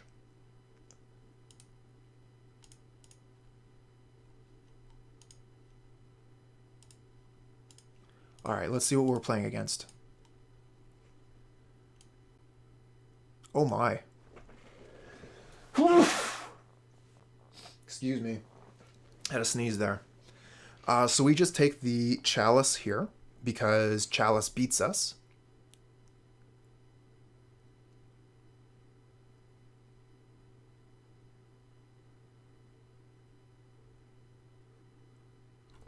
I think you're totally right, Doll of Cutie. I think that after the games that we played and we saw just how much their deck synergized with the graveyard, that would have been an excellent idea to bring in probably 2 pieces of Graveyard Hate. Back when I played the deck, I didn't play with so much graveyard interaction, so the level of it surprised me a little bit.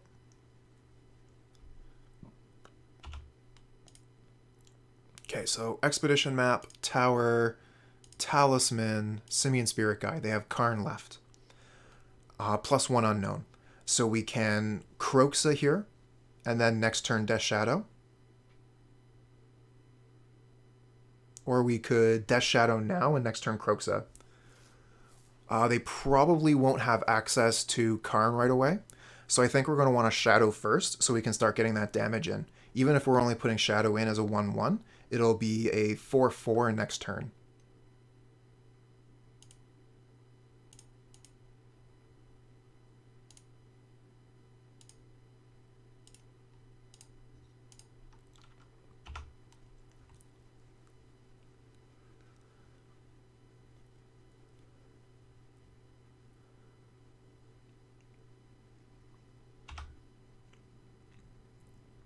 Okay, so they go get a land here. Urza's mine. Play the mine, I expect. Okay.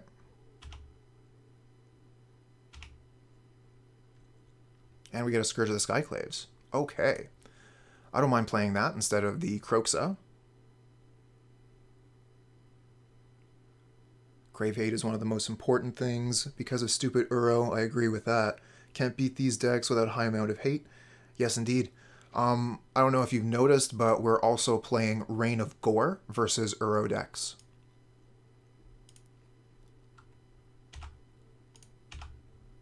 Okay, we'll hit him for 4, make another 4/4.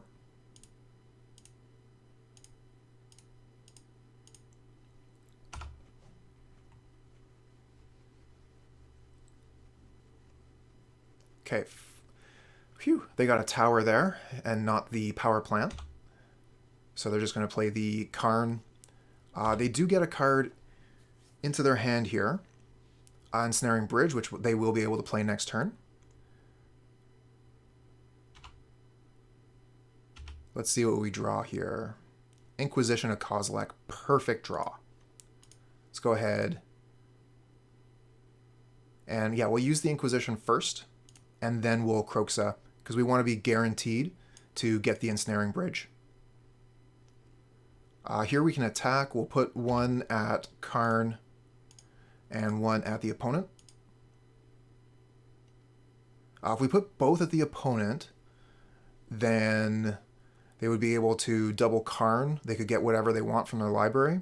Getting Karn off the board means they're going to have to spend all their mana to play another Karn. Okay, so they're just going to concede there. They weren't wanting to play with a slow player like me, who has to think about everything they do. They could see the writing on the wall that the game was pretty much over there. So we're going to bring in the Blood Moons, which means Lurrus is no longer working.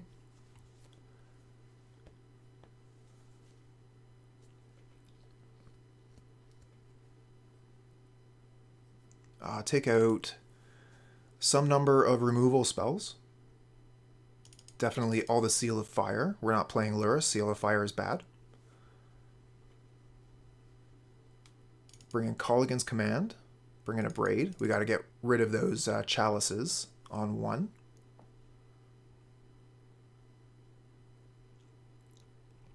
We could bring in Terminate as an answer to some of their more powerful creatures. Let's see here. So we take out...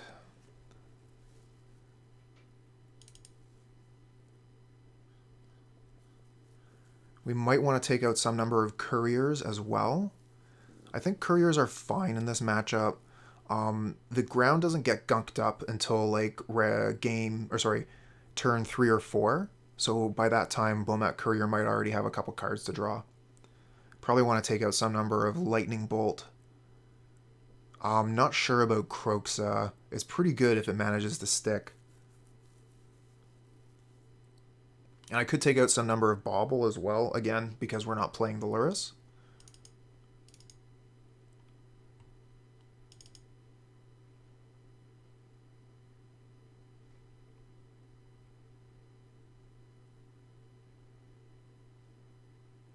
Alright.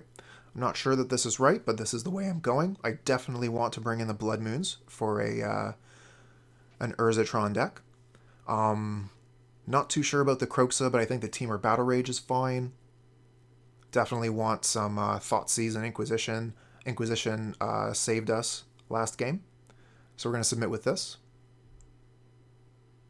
And we got the error.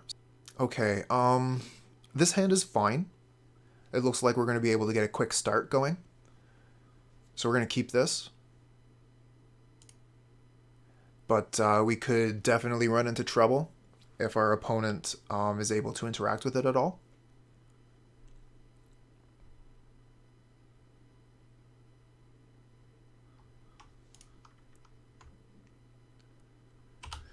Okay, so no first turn Chalice.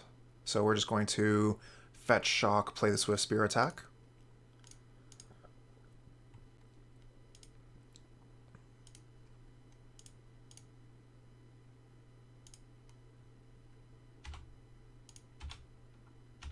Small thing, we should have used the Arid Mesa there. We already have the basic mountain in hand. Marsh Flats goes and gets basic swamp. So I should have used the Arid Mesa. Marsh Flats will have more versatility later. Okay, so they're able to play the Matter Reshaper right away. Bit of a problem for us. We have an Abrade. Abrade is going to be more important to get rid of Chalice. Killing a Matter Reshaper here could put a land onto the board. I'm more interested in either playing a small Scourge as a 1/1 or playing Kroxa.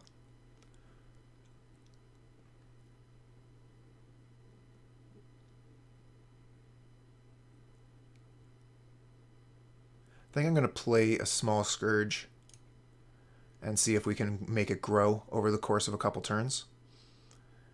They do have ways to kill small creatures in like a contortion. So maybe I don't want to put Scourge out in front of that. Maybe I'll just play the Kroxa.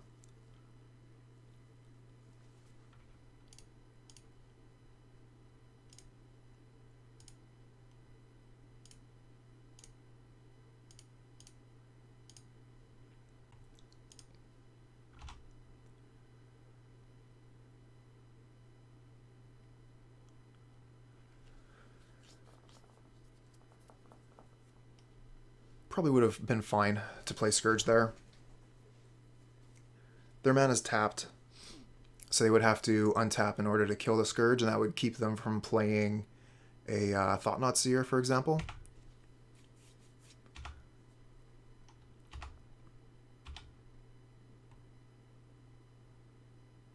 We're pretty close to playing our Death Shadow here, which is going to be one of our better cards.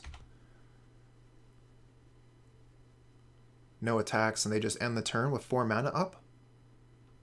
Okay. And we get Blood Moon off the top. Blood Moon is going to take us off of any black magic. So it's a little bit risky to play it right now when we don't have access to basic swamp. Now, I was fetching pretty aggressively into Shocks here to get that Death Shadow out. But I would really like to be able to play Blood Moon here. Problem is the Matter Reshaper beats us. I think that we just have to play Scourge Go. But we're going to feel really bad if they play a Reality Smasher here. I think we have to just play Blood Moon. This is so tough. I'm just not willing to play the Blood Moon so that we are no longer able to play any of the cards in our hand. It's probably wrong. We probably should have played Blood Moon.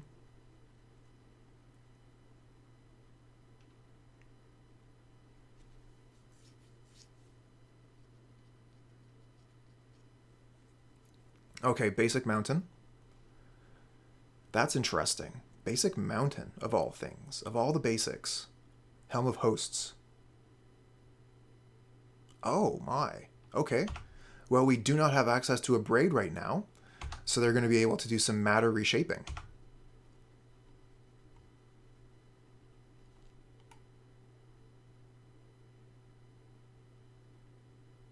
Okay, but they have to equip first. Okay. That's interesting. So we're going to need to keep the Abrade up and ready for that.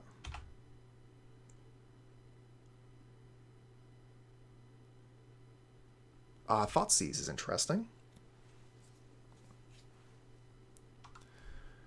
So we could Thoughtseize them, Abrade the Matter Reshaper, and start doing damage. Also, casting the Thoughtseize allows us to play Death Shadow.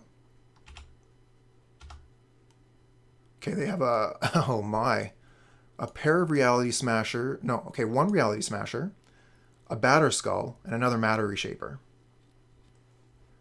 So Reality Smasher and Batterskull are both problems, but Abrade can kill a Batterskull. The Helm of Hosts is going to be a bit of a problem too. Let's get rid of the Smasher here. And then we either hold up Abrade for their Batterskull or their Helm of Hosts.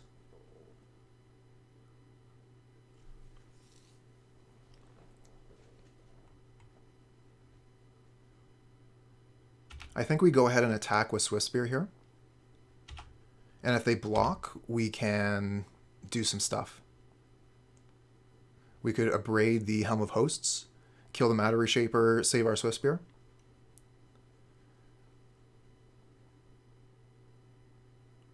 It does mean the Batterskull is going to be pretty good against us. Maybe we just let this trade happen and keep the Abrade up for the Batterskull.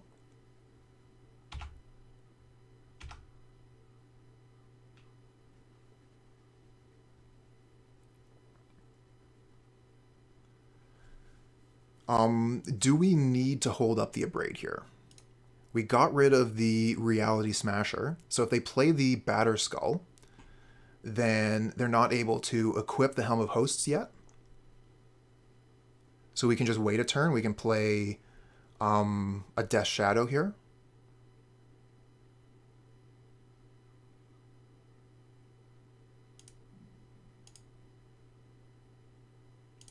I have a feeling Death Shadow might be a little bit better than Scourge here. We can affect our life total a little bit easier than we can our opponents.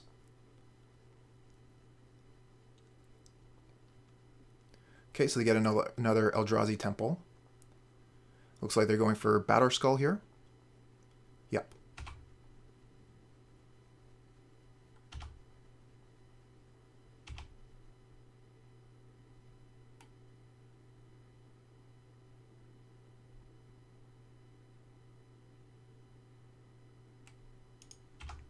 Thought I saw something from Helm of Hosts pop up for a second there. I was a little bit confused. Bloodstained Mire, yeah, that grows our Death Shadow for sure. We don't have enough for Blood Moon and Abrade, so we're going to Abrade and Scourge. I kind of want to go get basic Swamp here for the Blood Moon, but we're so close to just playing out all of our black spells anyways. I don't think it matters anymore. We definitely do not want a Kroxa here. We want to Abrade. Destroy the Batterskull.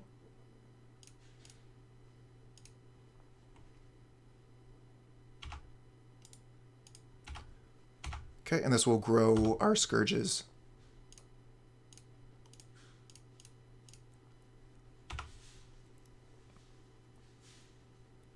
We are presenting lethal, but they managed to get the power plant, so they can do something.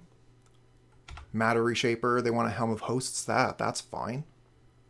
I mean, they'll get value out of it, but we can block that.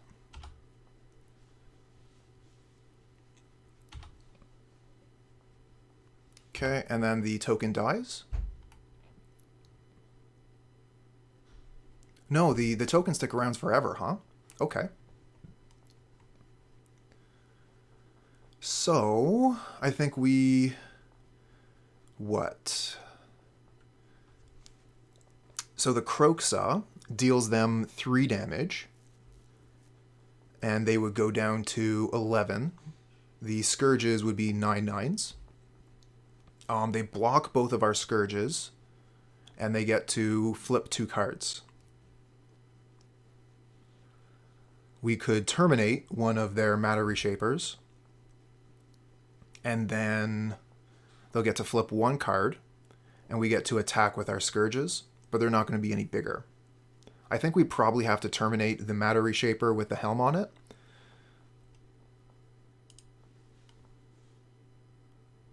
So that we can get one of our Scourges through. And they'll have to spend all that mana to re-equip.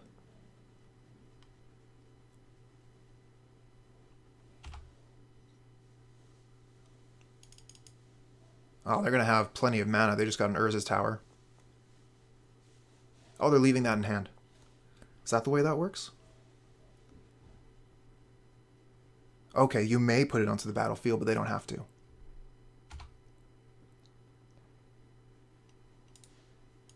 Okay, attack with all. This is lethal. They must block.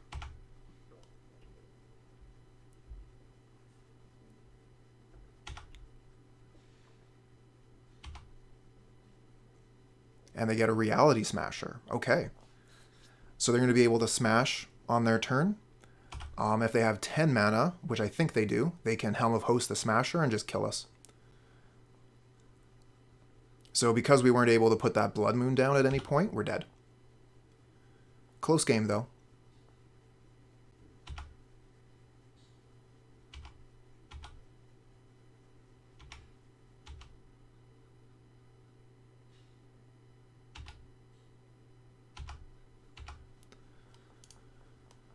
Okay. So that was game 2. We're going into game 3. I don't think I want to really change anything here. Pretty satisfied with the way the deck is built up right now.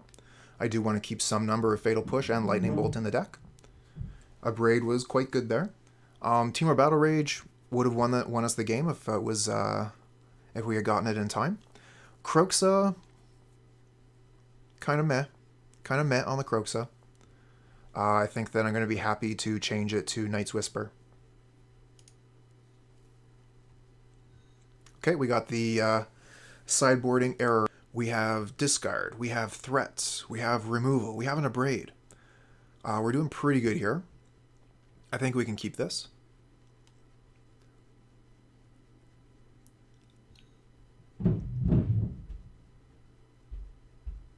Our opponent is mulliganing, so Inquisition is going to be that much stronger. But they are Tron, and Tron traditionally mulligans very well. Okay, they're starting with 6. Let's go ahead and take a peek at what they're holding.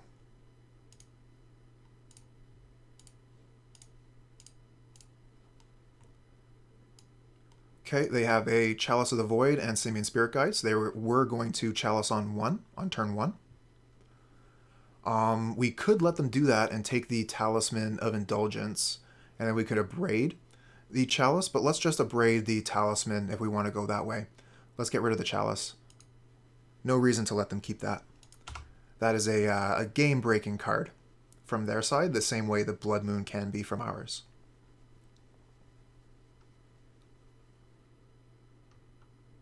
Okay, they are going to exile the Simian Spirit Guide and use their Mine so that they can get the Talisman out here. So they've nearly run out of cards. We might want to use the Abrade on the Talisman here. And then next turn we could Lightning Bolt Scourge. We would need to draw another land in order to do that. Let's Mishra's Bauble, target them, and that will draw 2 cards, making it just more likely that we'll get those lands we're looking for. I definitely want to Abrade this Talisman here. Get rid of their mana ramp. And we're going to use the Bauble during their upkeep. No real reason here, just that, just in case they're somehow able to get a Thought-Knot Seer out. I'm not going to give them a look at an extra card here. Okay, so that's a power plant and they have a tower, so they're going to Tron. So we're looking to draw land Blood Moon. Okay, we do get the land, but we know they have 3 lands in hand, so our Thoughtseize isn't going to be very good. We're just going to go ahead and Lightning Bolt the opponent and play Scourge here.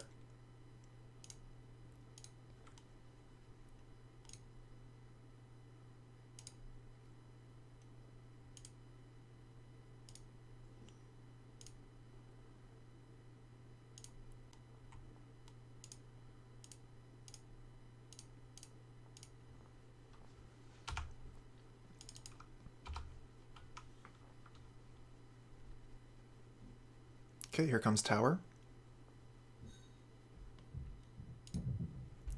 What have you got for all your mana? Expedition map. Okay. So nothing yet. Again, the Thoughtseize isn't going to be any good, but the Blood Moon will be. Okay, well, that's a fantastic draw. They're going to be able to go get basic with the Expedition map, but we're playing that Blood Moon right now. And by right now, I mean after combat.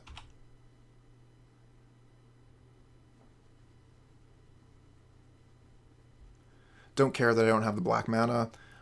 Turning off the opponent's Urzatron is way more important.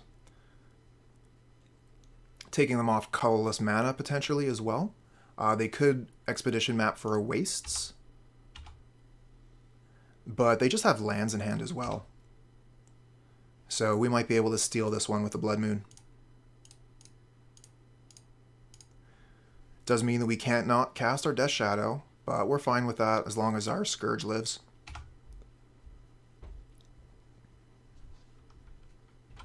Okay, they do get the wastes. So they do have access to colorless mana.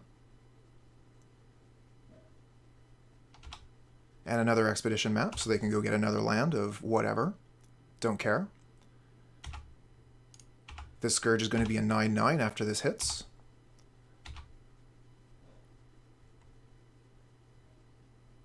They didn't bother using the Expedition map there, and we got our 4/1. Okay.